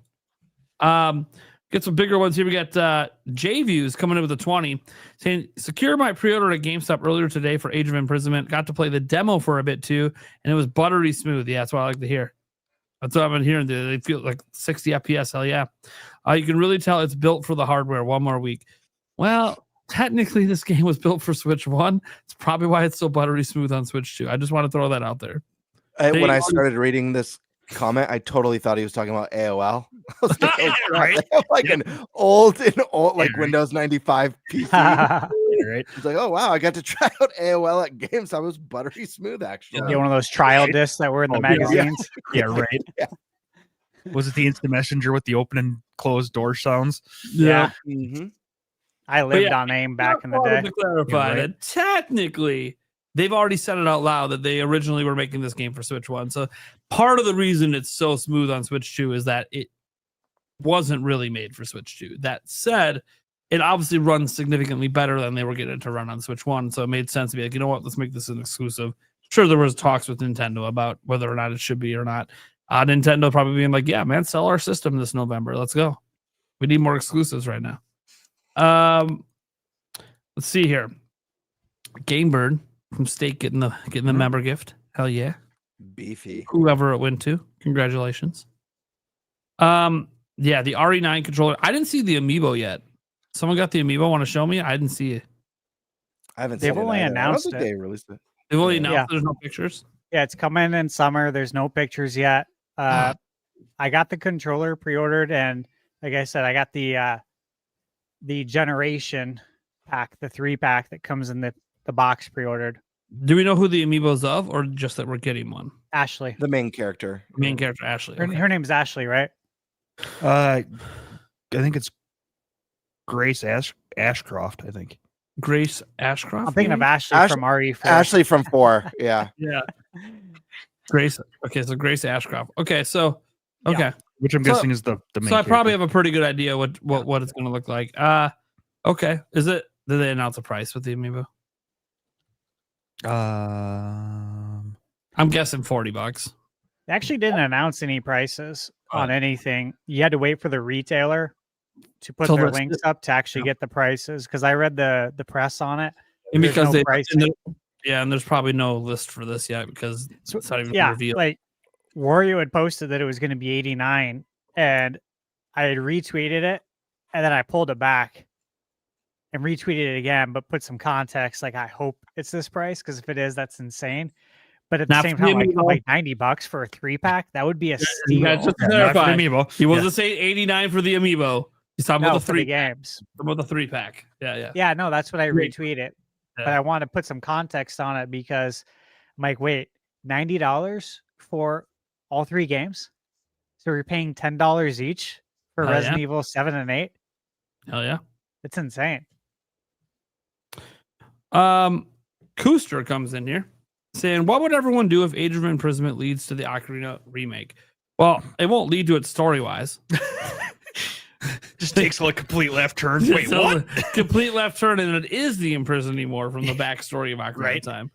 That would be insane if they somehow merge those together. I don't think that's happening. That said, if you just mean, hey, we get this game and then it leads to Ocarina of Time remake next year, that would be sick. Wouldn't surprise me. I would be surprised. Look, here's the thing. I know I've been talking about Ocarina of Time remake, and we have this proof from like Aonuma that he keeps hinting at it. That's cool. But it's one of those things that I don't want to say they've never done a from the ground remake for Zelda, because they did with Link's Awakening technically, but it's still a top-down Zelda. They didn't take it to a new perspective. A from the ground remake of a 3D Zelda game is a monumental task. And it's one that I'm really excited if it is happening. So it's one of those I'll believe it when I see it sort of things. But I want it to be real. I want it to exist. Obviously, that's why I keep talking about it. And I do truly believe it's being teased. I just worry that it's more of a remaster than a remake. And it's kind of like HDing of Ocarina of Time 3D. And I'm like, no. But if Nash Guido's legit, and a lot of people think he is, if he is legit, he said it's like a true remake. And they were like a year and a half ago, like screwing around with art styles for it. And that sounds like a from the ground up remake. So we'll see. But that would be sick. 40th anniversary, Ocarina of Time remake coming right before the Zelda movie. Watch it be a remake that they reimagine it as a top-down Zelda. Same game and story, but it's isometric. They go the opposite direction. We're taking it back. I wish they honestly, would release. I'd still. Go I was ahead. just gonna say, honestly, I'd still be excited for that. Just being I would real. too. I want to see them release the Breath of the Wild NES edition that they were working on, Oh, Ah, that It was they were just a- prototyping with. yeah. It was just a test tool. It wasn't ever meant to be a full game. But yeah, Yeah, There's but definitely I'd like one. to see them make it to a full game. That would be so cool. It is kind of cool, dude. That test tool was kind of neat because literally, think about this, guys. They wanted to see if something would work in a 3D game by testing it in a traditional top-down Zelda environment, which is like, what? Yeah, does this make sense for Zelda? Let's just test it in the most basic Zelda we have. Hey, this is kind of cool here. Okay, it's gonna work then. Like, if you ever wonder how Breath of the Wild could somehow still feel like Zelda despite being such a departure, it's because they tested it with the OG, and they're like, hey, this actually kind of worked. Now everyone's like, we kind of want a top-down Zelda game that has some of this stuff. We should try it out. Breath of the Wild D-make. Let's go. D-make. Yes. That'd be cool. it would be cool. Any of the cut content stuff that comes out from the Zelda games, I'd love to see to come to fruition. And I know they kind of done it with Breath of the Wild. There was like that cool, like almost like Sekiro, like modified arm, and that kind of bled into Tears of the Kingdom with the different hand abilities. But there was so much cool stuff from that art book that didn't make the cut. How creepy some of those monster designs were. Look like they're straight up horror game creatures. Link with the flying V electric guitar. I want that. What game is that? What Zelda mechanic was that? I want it. Or like the cool massive flying saucer. It looks like there's like a silhouette of Ganon standing on like a giant spacecraft. I want that game. And we know that they often will use cut ideas in later games. I'd love to see that come in some shape or form. You know, I got to mention, I know you guys mentioned Majora's Mask for creepy games, but I don't think it can be understated how creepy the undead were in Hyrule Town. Yeah, as adult Link, like screaming. You know, that was a little terrifying back in the day. Like you tried to definitely like not make eye contact with them because you didn't want to hear that scream because it was just like that scream was so. And then it's funny, you hear it and like you're kind of frozen as like you're hearing it, and then you look at your character's frozen and you're like, oh, yep, this makes sense. Also, fuck you. Yeah. The Wind Waker version of I was just thinking were that. great. Oh, the Wind too. Waker? They were like cannibals. Yeah, I made them like cannibals. That and they, scream like, was bite way onto scarier you. in my opinion. I was like, oh. Dude, I don't know, man. Imagining this, like, I'm curious how they would do it because when I was a kid, I remember when it would hop on my back.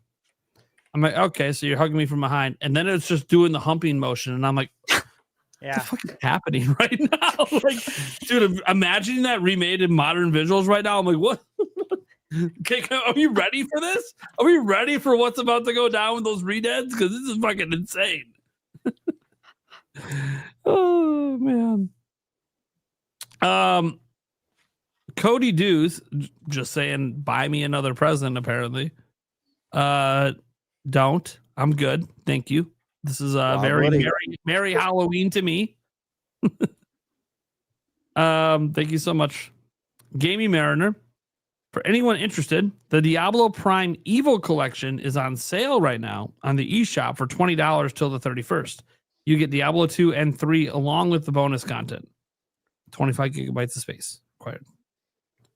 It's a great deal. Yeah, Great game. Are you sponsoring it? No. Why not? It's got your name in it, bro. It could be Amazon's name. Could be Metroid's name. Why is it gotta be me? There's primes before me, you know. This prime didn't exist till like 2016.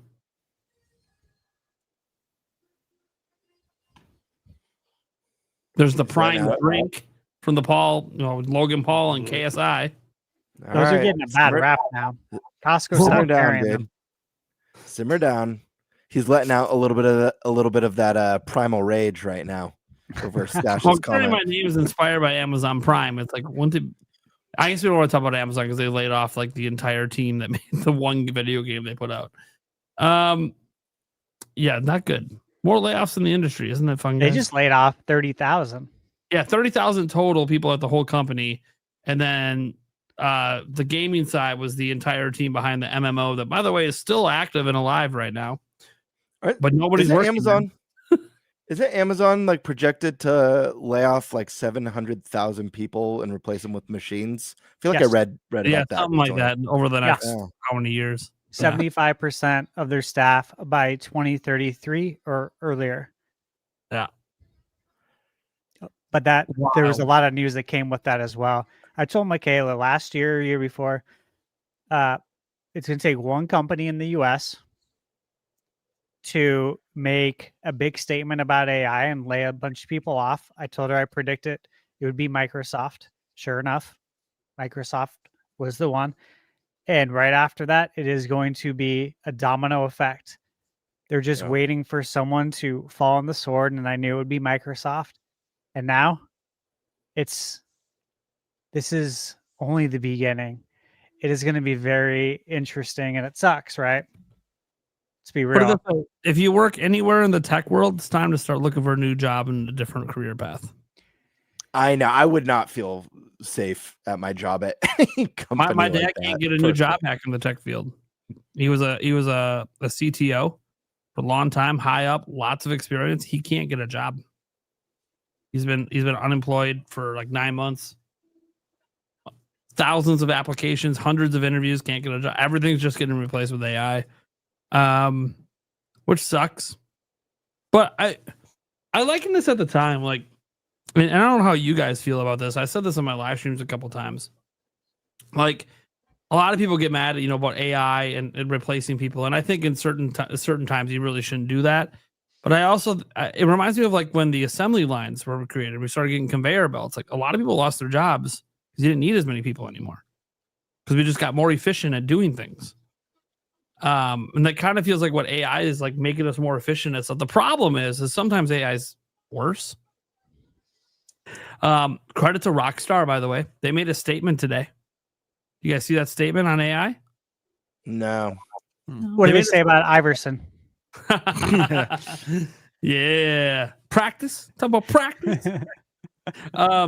No, they made a statement saying that like they didn't use like generative AI or any of that stuff for the upcoming GTA 6 because they don't think AI makes anything creative at all. No, it pulls. It pulls from sources. So they literally, and eventually, using it. Well, one of the most expensive video games ever, maybe the most expensive video game ever made, is like, nope, fuck AI. I feel like the dead, like AI is great for certain things, but I feel like we're putting too much stock in it, and eventually, like if we just replace all this shit with AI, it's gonna run out of shit to pull from. You no longer have people creating stuff, like creating original art. Like Rockstar's about to launch, the biggest video game launch of all time next year. I can't imagine any game topping what's about to happen with GTA 6 and its initial sales. No idea how it's going to sell lifetime and if it'll ever top GTA 5. That's a different conversation because you got to go north of 200 million copies, and that could happen or it could not happen. We don't know. But it is interesting. Like, they're about to launch probably the most successful game ever, and fuck AI. That's their message. They did it the hard way. They spent billions to make this game the right way, and they don't give a fuck because they're going to make so much money back off it. Because GTA 5 alone makes them billions every year. So like it's crazy to watch it. And Nintendo too. Nintendo's talked a lot about how like they don't believe AI should be used in certain ways. Their goal is to make games that AI can't do, which is also a worthwhile goal. By the way, guys, I'm not going to sit here and pretend that like I don't truly believe that GTA 6 was made with zero AI. I think it's zero generative AI. I got a feeling somewhere in the pipeline for programming or like bug finding. Well, AI should be used in game development. It shouldn't be used in the creation necessarily, the concepts and the themes and the art direction and the story. What it should be used is to make NPCs in the world feel more alive. Use intelligence to make things act and be more natural outside of the core elements. You want a city to feel alive. AI could be a great help in doing Great that. way to do that. Don't use AI to build your city and write your story. That's the problem is like companies, every company has their own line in the sand on what they want to use it for. And again, I've always said it the whole time, AI is a tool. And it's just about how you use it that determines if you're using it well or not. And I think AI is going to be part of game development forever, but it's just I don't like building entire games with it. There's like, we're not that far away from AI making an entire movie. I'm like, okay, cool. It's still going to suck compared to any realistic, like actual movie with real, creativity put into it and real acting and everything. We'll see. Or real actors. We'll see actors. Though. We'll see. Hollywood's been they've been sucking for a very long time, man. Very long time. I have not been a fan. Wait till Back to the Future 4 happens and it was all made by AI. No. Bob Gale and Bob Zemeckis won't let that happen. I'm not saying they will. They have it in their will. I'm not saying they will let it happen. I'm saying someone's going to do it. You just got to give the prompt. That's the thing about AI. Down, it should be shut down. Just like but the moment it hits the internet, it's forever. You won't be able to get rid of it. Yeah. Yeah, there's some truth to that. Yeah. They'll have a hard time getting off people's hard drives. The people who did it might get in trouble, but once it's online, it'll just be around. Anyways, yeah. So yeah, I don't know. AI is like a whole big conversation. It's tough to have because it's got its uses and it's got its pitfalls. Amazon doing that is nuts. But is anyone surprised? Amazon does it, Microsoft does it, Apple does it. All the biggest companies are going to do it. It is what it is. The biggest thing is like, does the quality of everything go down because of it? The natural assumption is yes, but we don't know. I can tell you right now, all the websites that use AI bots to pretend to be humans for customer service, it's significantly worse. It's going to be a brutal transition because, I mean, just look at the discourse that happens online when someone even suspects that AI may have been used for a trailer, even a teaser trailer for that matter. So I don't know what in the long term it looks like, but I know that people are going to put up a fight as much as like you'll see like boycotting projects and all that sort of stuff. People get mad at me because like people love like the themes that I put on my TV and like behind me, but like they're just basically what it is it's like live streamed and or like super long music playlists for whatever theme, like Halloween, and then there's an animation. Well, the animations are typically made by AI because the whole point of the music thing is to listen to the music. But I'm using the AI the AI background thing as a background. People get pissed about it. Like, get that shitty AI out of here. I'm like, okay, man.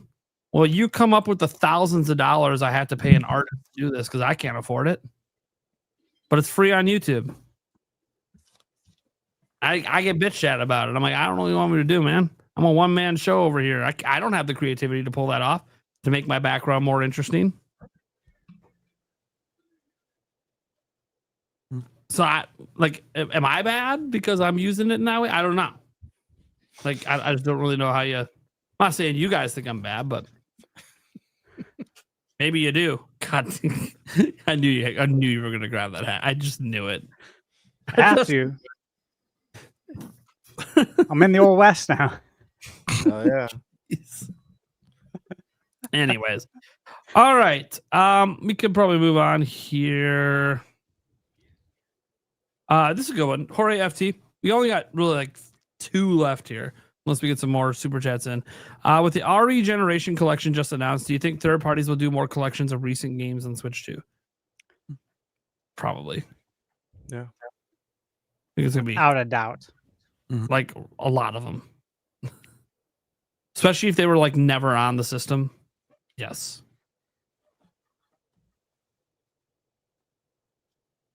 Hey, Sony, you want to do another Last of Us collection? This is the system know that they do. voted on. Come on. I know you want to.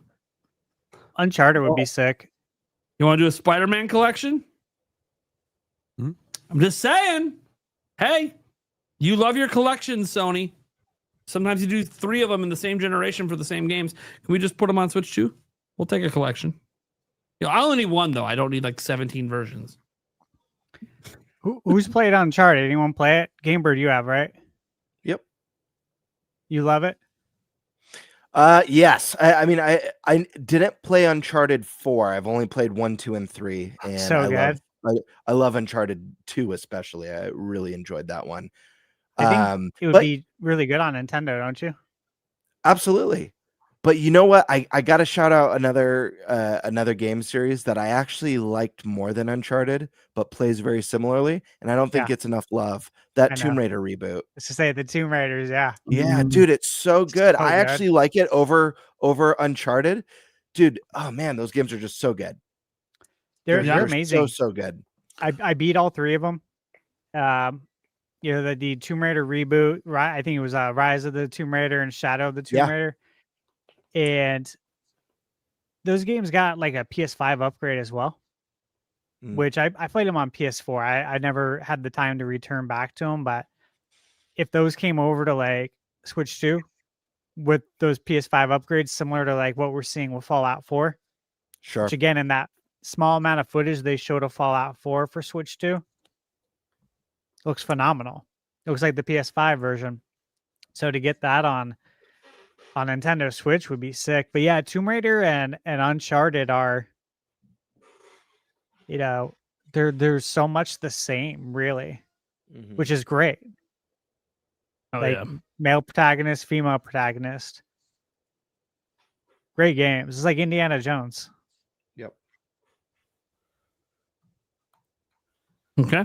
So yeah, lots of collections. I think it's going to be probably a very popular thing on the system here. Sathius also gifted a member over on Gamer's channel. Gamer getting the love tonight. Hell yeah, baby. Member chat saying, how about Mari Goo and Gooishi, Goo Yoshi? Hey, and Gooshi. We got to go even further. You hate, Luigi so much. They need to go all in. Versions of that. I feel like it would be. Had to introduce Mario real quick. I like Gooshi, but I feel like Marigu should be Guio. Just saying, I think it should be Guio. Yeah. That's great. Right? That's great. And then they can make their own spin-off game called the Super Guio Brothers. Here we go. Yeah. With Guio and Guigi. And then they could do Super Guio World and add Gooshi to it. Gooshi and the magic. Anyways, you try to make fun of him and he takes it too far. You see what happens? He literally cannot be made fun of. I don't know if you're aware of this. Like, he has commenters every now and then, like, make a disparaging comment. It doesn't work. Right. It backfires every time. Yes. Every time. Gamebird literally cannot be made fun of. It just is impossible. You guys don't even know. Go check his comment section out. He's got a few bangers out there that you literally cannot make fun of this man. It just doesn't work. Backfires every time. You guys find a way to make fun of him. He'll come up with something creative. Let me tell you. No, you know what actually hurts is that they never respond to my responses. Well, of course they don't. Because there's never a back and forth. How do you respond? Yeah. How you can't respond?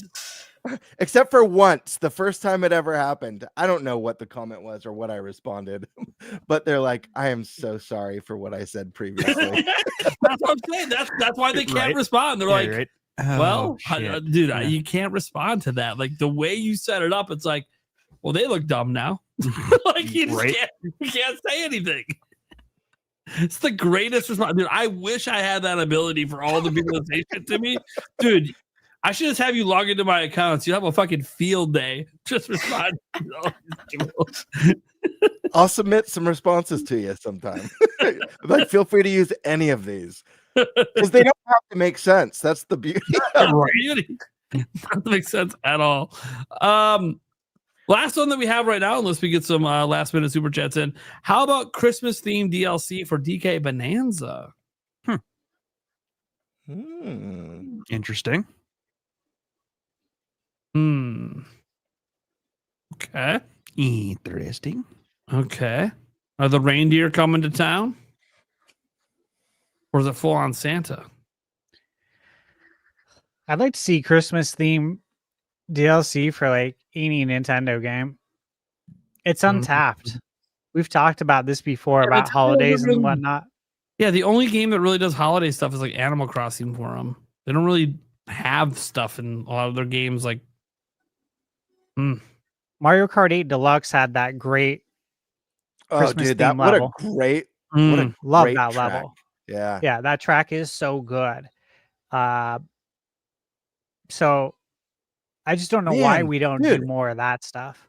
Dude, you just gave me the best friggin' idea. They should do a holiday themed Grand Prix for Mario Kart World, where every track is a different holiday. Just cover the holidays. That would be cool. Sick. How sick would that be? That would be awesome. Dude, I'd be on that shit. Like, I don't even know. I was gonna say white on rice. It's a common phrase, but there's brown rice too. So I don't know. Just understand over there, just with his eyes so wide. He's on the train right now. The train's about to go off the rails, man. I know things are going crazy right now. You gotta look out. Marty's gonna have to slip him the hoverboard. I have not legit watched these movies in a while. This kind of makes me want to watch them again. It's been a while. So good. Yeah, they're always good.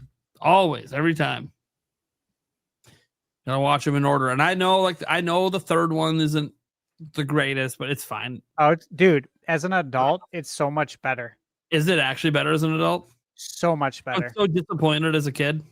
Yeah, no, I swear to you, it's flipped. For me, it was always 1, 2, 3 in order. Yep. Kind of 2. Sometimes like 2 and 3, but as an adult, it's 1, 3, 2 now.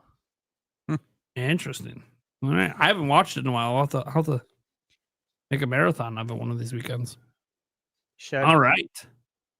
Especially if I can convince my fiance to go pick me up some movie theater popcorn because it's just so much better. So good, yeah.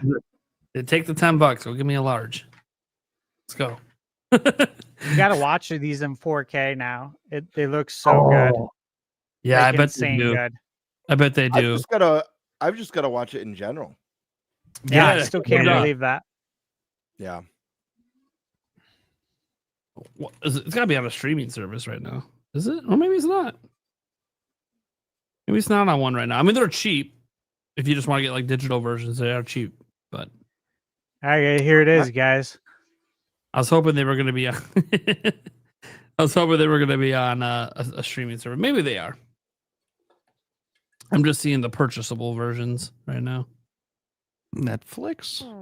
They were on Netflix at one point. It doesn't mean that it's currently not available to watch in our country. So if you got a VPN, yeah, if you got a VPN, you can find out what country it's in. Yeah, but either way, they're cheap. Yeah, you know, like $4 or $5. Yeah, $4. You know, now I don't know if that's the 4K version though. Yeah, it looks like it's 4K version. Is it? Yeah, like Amazon Video, it's 4K. Apple TV, it's 4K. Okay. I might rent for $4, but I don't care. Buy for $7 on Apple TV or $8, I should say. It's not bad, especially if it's the 4K version. You know, I do technically have the Xbox Series X's in my bedroom right now with the Blu-ray player. How much is it to get the Blu-rays? 4Ks. Because I do have the 4K Blu-ray player in there right now, hooked up to the projector. Depending on 40th anniversary ones just came out. Those are probably pricey. Not that much. Well, Blu-ray is 16 at Walmart. 16 for the trilogy? Anniversary. Yeah. Looks Yeah, like it. see, that's a great deal. Ultimate Trilogy. Yeah. That's Blu-ray. like 1980s pricing. Is it in 4K? That's Blu-ray. I don't know. Why does it mean it's in 4K? There's a difference between Blu-ray and 4K. Remember, Blu-ray existed before 4K was popular. 4K will be 4K UHD is what you want to look for if you want 4K. Yeah. Well, that one's 30. But even then, $10 Yeah, for Is it all the movies? The 40th anniversary version, which has the 4K Ultra HD plus Blu-ray plus digital, is $43 on Amazon. That's the one that just the most recent release. Oh, yeah. But again, that includes you get the 4K Ultra plus the regular, and you also get a digital copy. You know, This So is you a get- digital copy playing right now from my 4K set. yeah, It's nice to have. yeah, it's not bad. If this is still available in a couple of months, I might pick this up. Just get the digital and have the 4K Ultra. Okay, that's not bad. That's not a bad price. Okay. Anyways, guys, as we're talking about DVD and Blu-ray prices, And I'm Back to the we're off Future. the rails again. That happens. Well, hey, we're kind of done. We don't really have anything else. So yeah, let's go around the room, let people know what the hell we got going on. We're done with an early cast for once in a lifetime here. Are we done? As I'm mesmerized right now. Gamebird is playing with the imaginary nipples because they're on the My buttons, you freak. Yeah, I don't know about that. That's what they call them nowadays. Have you seen the intro to the podcast? You can't convince me. That's true. That's a fair point. I've got nothing to. Anyways, let's go to our guest, Princess Zelda. Hey, so I'm Sky Swords Alyssa here on YouTube. I typically God, I gotta advertise myself. No. I shit. Yeah, damn it. Damn it. Damn it! I gotta advertise myself to hundreds of people. This is bullshit. So I typically stream on Tuesdays and Thursdays as like my general schedule, although this week because of Halloween my family wants to celebrate on Thursday instead. So I'll be streaming Friday, some kind of spooky game. I was looking at Night Shift. It's like an indie game. I don't know if you guys heard of that one. So Heard of it. Yep, heard it. Yep. do you have any that you recommend, Stash, off your list that don't have melting faces? This is Halloween. This is Halloween. So, but I'll be doing that on Halloween. Friday. Some of them like all of them are kind of grotesque. I don't know. Yeah, he's like, none of them. You're not allowed to play a horror game. All his whole list has in parentheses. Have you melting played the faces. Plague Tale games? No. Those are really good. Plague Tale. What is it called? I'll write it down. It's called A Plague Tale. There's two. Okay. There's two. There's a third in development. It's A Plague Tale Innocence, and I forget the other one. But I played them both, and these are really good, like atmospheric, creepy, no melting faces, nothing grotesque. It's really good. Yeah, great storytelling. Very Great right. storytelling. Yeah. All right, cool. All right, I'll definitely check that out then. Yeah, I was gonna say I played Requiem. That was the other one. Yeah. Requiem. Great games. Yeah. Yeah. I But, could see I'm those coming to finished- Switch Yeah, too. Can't believe I didn't even think about that back when we were on that topic. I literally played that game. That's a good one to bring up.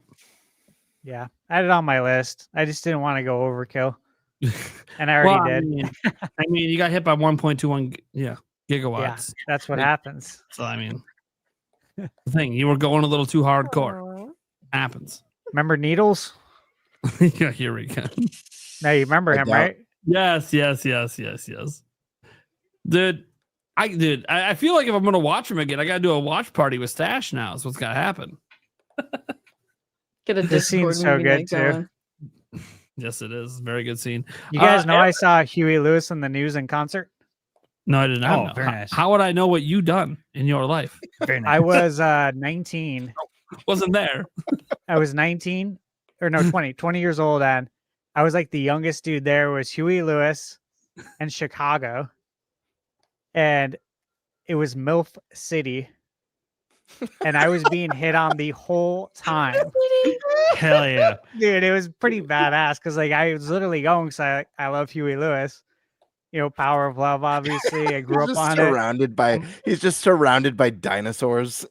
Oh, dude, it was great. Wait. Were they cougars or MILFs? I mean, there's a crossover there, but No, total MILFs, man. Not they weren't in their 50s or 60s. Okay, so not that they bad. were like 30s, 40s, and I'm like 20. Yeah. So they're kind of hot. Like, yeah, he's no, walking they're around like going, super wow. hot. Yeah, extremely so. This is cool, Baba. These are the crossover of the sexy experience before it gets too old. Yeah, it was perfect age. You know, for a young guy, I'm like, God, this is wild. I start going to all these concerts. Because I was like, this is all I listen to anyways. We probably have a lot in common. Next week's episode, the MILF podcast. Nintendo MILF. Well, maybe I convince Yulia to come on. She's a legit MILF, so we can at least get her to come on. No, all right. All right. Get your wife. The Wives podcast is basically a MILF podcast. If that happens that one day. So I haven't seen a text come in yet from Michaela, so she probably wasn't listening. I was gonna say, there's no way she's cool with this conversation right now. Yeah, probably just barely missed that one.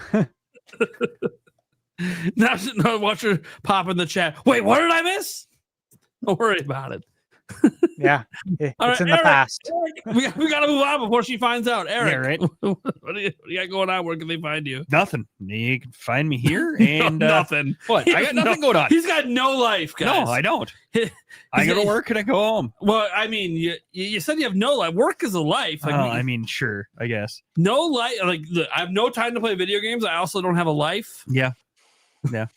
I sit here all day and stare into the nothingness of space. 100%. No, they can find me here and on our Clips channel. Clips channel. Shout out to the Clips channel. It's creeping up there. It is. We might catch the Birdman one day. Damn. Maybe. Probably not. Probably not. To be fair, with me promoting Birdman with my giveaways, we'll probably never catch it. But hey, you can dream. I can dream. It's called riding those coattails, baby. Yeah, ride those coattails. That's right. That's right. That's right. Dude, if Stash Man ever does a giveaway, ride those coattails. Just ride them to the moon, baby. Trying to get you there. I'm trying to get your last two videos to crack 1K. I think I'm gonna pull it off. Dude, I'm actually really surprised how well the vlog did, given that it's like not about comments or whatever. Too. Obviously, there's game content in there, and there's a little bit of commentary on the experiences, but the fact that it's just about us hanging out at PAX and almost hit a K is pretty wild.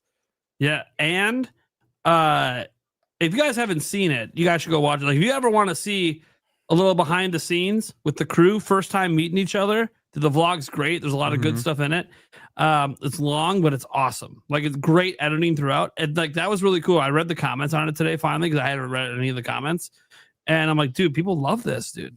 They loved it. I was surprised, dude. Even last show we had Sunbro Nation. I was so shocked when he said at the end of the show that he watched some of the vlog and that he loved it. And he's like, dude, I felt like I was hanging out with you guys when I was watching, which is exactly the vibe I wanted to nail. So I was like trying to find the balance. Like, I want it to be about games, but I also want it to be about the crew and what it was like being together. So really cool. Hey, dude, we literally had a member from our audience come on our show today. Like, this is what happens. Yeah. This is that shot the fuck out of me. So now that we're at the end, ThunderStash, you want to let people know who you are and where they can find you? Yep. You guys can find me on YouTube at ThunderStash Gaming. And that's where I review video games. Get my chair back up there. Yeah, I review video games. On all the consoles, Switch 2, PS5, even Xbox, Switch 1, old school games. I haven't had much time to do any retro games though, because I've been super busy with the new games. But this morning I posted my review for Dragon Quest 1+2 HD 2D Hell remake. yeah. Please go Yep. check that out. Yeah, I watched it today. Good. Yeah, dude, that was several hours of gameplay. Thanks for watching that. But yeah, check that out. That comes out tomorrow. And, I say it in my review, but I'll say it here now for everyone still watching. These games are extremely important, great significance. I'm pretty sure most people don't know that these are the first ever console JRPGs ever. This literally started it. And so these games are really important. Dragon Quest 1 and 2 are the first 2 console JRPGs ever. Came out in May 1986 over there in Japan. And then Dragon Quest 2 came out in January 1987. And then December 1987 is when Final Fantasy came out. And so that was the next one, right? But yeah, there's a lot of history there. So check it out. These games, they feel amazing. And then I've just been posting tons of reviews. Simon the Sorcerer Origins just came out. Again, that's a point and click adventure game like Maniac Mansion, Day of the Tentacle, all It's those one great I've never games. played as well, so I'm gonna check out your review on that, Stash. Oh, you got it. That might be one I check out. Yeah, I thought of you when I was playing it. I'm like, you would love this game. That and same with Bye Sweet Carol. I think you'd like that a lot too. But especially Simon the Sorcerer Origins, because it came out, the same time as Maniac Mansion, Day of the Tentacle, and all those. But yeah, I did that. The Good Old Days review, Once Upon a Katamari, AVGN, Angry Video Game Nerd 8-Bit. I just post a ton of reviews, and I have a lot coming. Ball Pit, Chronos, Ninja Gaiden 4. There's a lot. I don't want to name them all. But keep an eye out. A lot of reviews coming. I will be staying busy until the end of the year. I'm curious about. I'll be checking out your Ball Pit review as well. That game looks cool. Yeah, dude, I'm excited. Really well. Very popular. I would have played it the day it came out if I didn't have all those embargoes this past week and then this week with Simon and then Dragon Quest. And again, like I told you with Dragon Quest, my God, they added so much content that again, I miscalculated how long it would take to play through them by like 15 hours. The extra content will just take a couple hours. Yeah. Yeah, dude. That was heavy duty. I said I finished my review at 1:00 last night to get it posted for the embargo at 8. So I believe it. I'm tired, bro. Yeah, I bet you. Good thing it's a little bit of an earlier show today. Yeah, it worked out good.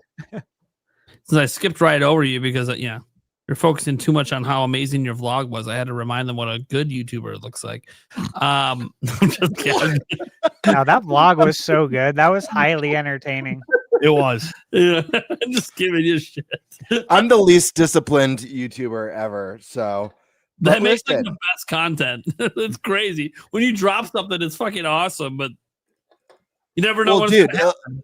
That's like the craziest thing about again, I joke, but like right in the coattails, like my channel's not growing insanely fast, but the speed at which it is growing for someone who sometimes it puts out a video once a month, sometimes twice a month. Right. I'm very pleased with the love from the community. I've got no issues with the views. And Prime, it's hard. Not this YouTube isn't my job. It's not my career. I work full time. I'm so busy, and then I've got a family. Like I'm just so busy. It's very, very tough. And the only game I've been playing is Pokemon Legends ZA. It's all I have time to play.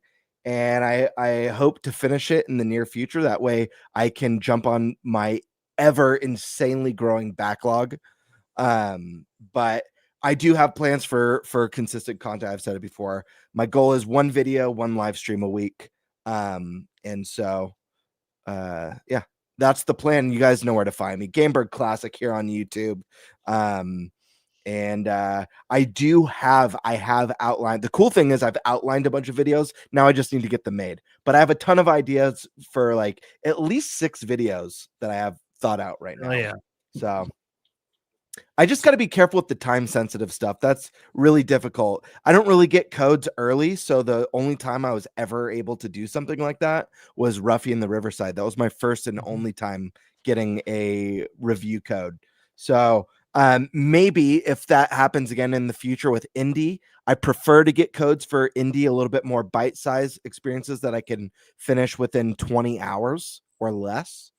And if I could do that, I would love to do some review-based content. But for now, just bear with me. I love you guys for sticking around and checking out my stuff when it is. As his next early code is Dragon Quest VII Reimagined. And he's like, dude, that would be wild. I'd be wild and also depressing. It's like, thank you and fuck. I don't know how this is it's even possible. What's sleep? Who needs sleep? It'll be wife. Yeah, you don't exist for like the next couple weeks. Sorry. Jeez. Oh man. Yeah, go check out Gamebird's channel, guys. Who knows? You never know when he's gonna drop content. I can say this for sure because you know how many times he told me the vlog's almost done, and then another week went by. So the thing is, when he drops content, it's well worth the wait. Yeah, it's well worth the wait, and it's kind of like it's like an afternoon delight. You know. To be fair, though, in full transparency, it was almost done for a very long time. Yeah, dude. He would literally say it like every week for like a month and a half straight. Like it's almost done. I think I might be dropping it in a few days. Next week comes around. Hey, we have another podcast episode. How's the vlog going? God, I'm so close, man. I think I was writing on I just had to edit the end, the very last shot of us together that I had in my head, where it freeze frames and it says the thank you for watching. Does that kind of fun group freeze frame? That was the edit I needed to do for 2 weeks. And I was just I was like, shit, I gotta edit this. I'm so busy. All right, guys. Well, I'm Nintendo Prime. If you don't know, you don't know. And if you do know, you do know. You can find me on YouTube. I do daily news content, or as a certain sector of the internet says, daily clickbait content, which is awesome. I am King Clickbaiter for Halloween, so it's befitting. It's not even a costume, right? It's just reality. Somebody said you need King Clickbaiter merch. Yeah, maybe. We'll make something happen with that. So yeah, you can find me on YouTube. That's primarily where I am. I'm also over on X frequently. Got a number of stuff in the work. Obviously, some of the stuff we talked about tonight that came up with Resident Evil, that's going to be in a video tomorrow. Fisherman Mike over here saying, shout out to Stash for having one of the greatest movie trilogies of all time on in the background. Well, I mean, he is Marty McFly. Yeah. He's those aren't greatest movie trilogy of all time. That's not what it is. That's his history. That's my life's work. Yeah, literally, it's a bioptic. Yeah, share it with you guys. That's his legacy. Literally. So I'm glad you think it's so great because that's him. It's Marty. Yeah. You want to know what happened to him after the trilogy? You're seeing it right now. He grew the stash out. Yeah. Started reviewing games. Yeah. Video games really took off after 1985. There you go. There you go. Facts. But yeah, no, you can find my content here. As for things in the works, a lot of the things I have in the works are just sponsorships and stuff. There's some cool things I know about, some upcoming games that I can't talk about because I'm under NDA because they're doing some sponsorships on the channel. So that's kind of cool to know some things, but then I can't talk about it with anyone. So then it kind of sucks. Gotta love that with NDAs. That said, there's going to be some cool sponsorships coming up. We also have some killer podcast episodes coming up as well. Let me just glance at who we have on the guest list because I know we have some nice guests coming up. Sheets. The night cleaner. Yeah, sure. Let's see. So upcoming guests we have coming up next week. We have N64 Josh and HMK coming on. So, HMK will be there for 15 minutes. Josh will be there probably till the end. To his credit, HMK in 3 straight episodes has been on longer and longer and longer. I don't know if he's going to beat the last one though. I think he made it 90 minutes. I don't know if he's going to make it more than that, but we'll see. We'll make sure his topic comes first. I don't know what the topic's going to be. I mean, Zelda, I guess, but then it also comes out the next day. So I don't know. Maybe, dude, Square, you want to give us some Kingdom Hearts news? Right. Kingdom Hearts 4 news. We're a little, speaking of like Dragon Quest 12, we're overdue for Kingdom Hearts 4 news as well. Way overdue. More like Kingdom Farts, am I right? Yeah. And then the episode after that, as I said, our Age of Imprisonment Impressions podcast. We have the Geek Apprentice, Sky Sword Alyssa, and apparently now Joycey J. So let's just add to the pack right there. That's going to be a killer show. It's growing. Yeah, dude. If I can get one more female, we'll be perfectly in balance. Be 4 and 4. Interesting. Can I pull that? I know any other female Zelda content creators that want to come on? There's gotta be some. There's gotta be a bunch of them out there. Dude, what if I could get Misclick to come on? She's back now. She was just streaming the other day. She's a huge Zelda fan. Kiwi Talks, we have coming on as well later on in November. Just Kiwi Talks because, man, do we have questions. We barely touched upon questions with him last time. And he's actually kind of excited because he dropped like the Fallout news on our show, and then Fallout 4 got announced. He knew that was coming. Shout out to ThunderStash for squeezing that question in right before he was about to leave. So it's like, that we have a bunch of questions that never even got asked, and we might get even more details because he doesn't mind dropping it on our show because apparently nobody watches our show from the mega media outlets. Good. Fuck off. It's our news. I'll cover it on my YouTube channel and on our podcast. It's our news. You can stay away. You want to keep staying away and not pay attention to him over here? It's fine with me. It's fine with me. I think it's fine with him as well because sometimes he hates the attention. So I think so too because they're professionals at spinning it. Yeah. Into something that he didn't really mean or say. And then like when I cover it on like my video the next day, I post the clip. It's his words. You can't there's no way to twist it. He said what he said. Here's the words, So and that's the way I like to present things, especially when it's in video form. So he's going to be coming on. Guys, he's interviewed hundreds of game developers. He had a brand new interview just dropped that actually did get picked up. But that's what he wants to get picked up is his interviews. And he just did one recently that got picked up by all the outlets, and I'm really happy for him for that. So I think that's also another reason why he likes to come on and give us little nuggets because it does help promote that, hey, I know this stuff because I interview developers. Come watch my interviews. He's cool. I've been keeping in contact with him on like a fairly regular basis on Twitter since he first came on, and I already liked his work. But nice guy. He's a sharp, cool dude. Yeah, he's very sharp, smart, resourceful. Knows the industry well. He's a cool dude though too. So it'd be nice to have him on. We got Tiger Time coming back on with Favlam, and then Super Mario Day 64, Hoops and Hip Hop. I haven't Hoops on in a bit. I mean, let's get him on. Sky Sword Alyssa again. She's just back again.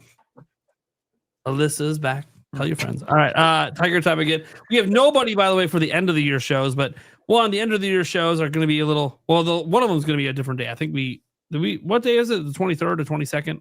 Jordan. 23rd. Yeah, 23rd. So we're moving the one from New Year's Eve to the eve of New Year's Eve, I suppose.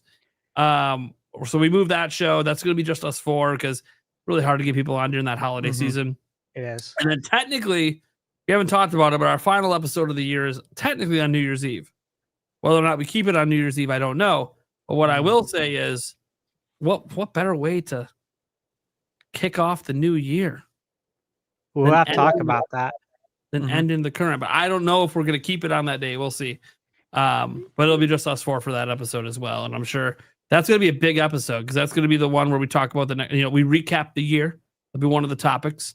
Then we talk about what we're most excited about for the next year. Do we have any resolutions? All that kind of stuff will be kind of on that episode. So I was thinking about maybe trying to get tickets to the Stranger Things finale at AMC theaters. Oh yeah. Oh yeah. You're doing that obviously on New Year's Eve. On New Year's Eve, yeah. No, that's fine, man. We're thinking about it. Yeah. Yeah, let me know. Yeah, it's not like we can't be flexible. Watch. Well, if we're doing the podcast, I'm not going to do it. Well, I know that. And that's why you're bringing it up, because right now, tentatively, it is a Wednesday. The New Year's Eve lands on. Yeah, it's like, you know, we had like multiple holiday things land on the show. I haven't even looked ahead to 2026 to see if we have any holidays landing on our show. Yeah. But either way, guys, I'll probably be live either way on New Year's Eve, whether it's the podcast or not. But we'll talk. We'll talk. All right, guys. Thank you so much for tuning in. It has been a killer episode, season 3, episode 24 of the Nintenbyte podcast. Let us know your thoughts on it down in the comments below on all of our videos, or if you're on the audio version. Actually, one thing I want to say about the audio version, quick. We're on like all the places. You know, we're currently up to date as of this episode. It's on everything. It's even on Apple and stuff. We're good to go. I fixed everything there. I would love if you guys listen to the audio version, or even if you don't, if you guys would go leave a review on Spotify and Apple Podcasts in particular, because your reviews, and not just like rating it, but actually write like a text review. Hey, even if you hate the show, leave the feedback, because all the reviews help these Apple and Spotify in particular spread our show to new people. And there's like huge audiences of Nintendo out there watching other podcasts that might be interested in ours if they were just aware of it. So it could get suggested to them if we get some more reviews. We got like 20 something reviews on Apple and I think like 12 on Spotify. So I'd appreciate if you guys would go give some reviews. And again, be honest. I'm not going to sit here and tell us to give us a bunch of 5 stars. Rate it however you think it deserves to be rated. Leave your feedback. I'll see all of it. I'll share your comments with the rest of the crew. So yeah. All right. That's going to do it. That is episode 24. Bye, everyone. We'll see you guys in the future.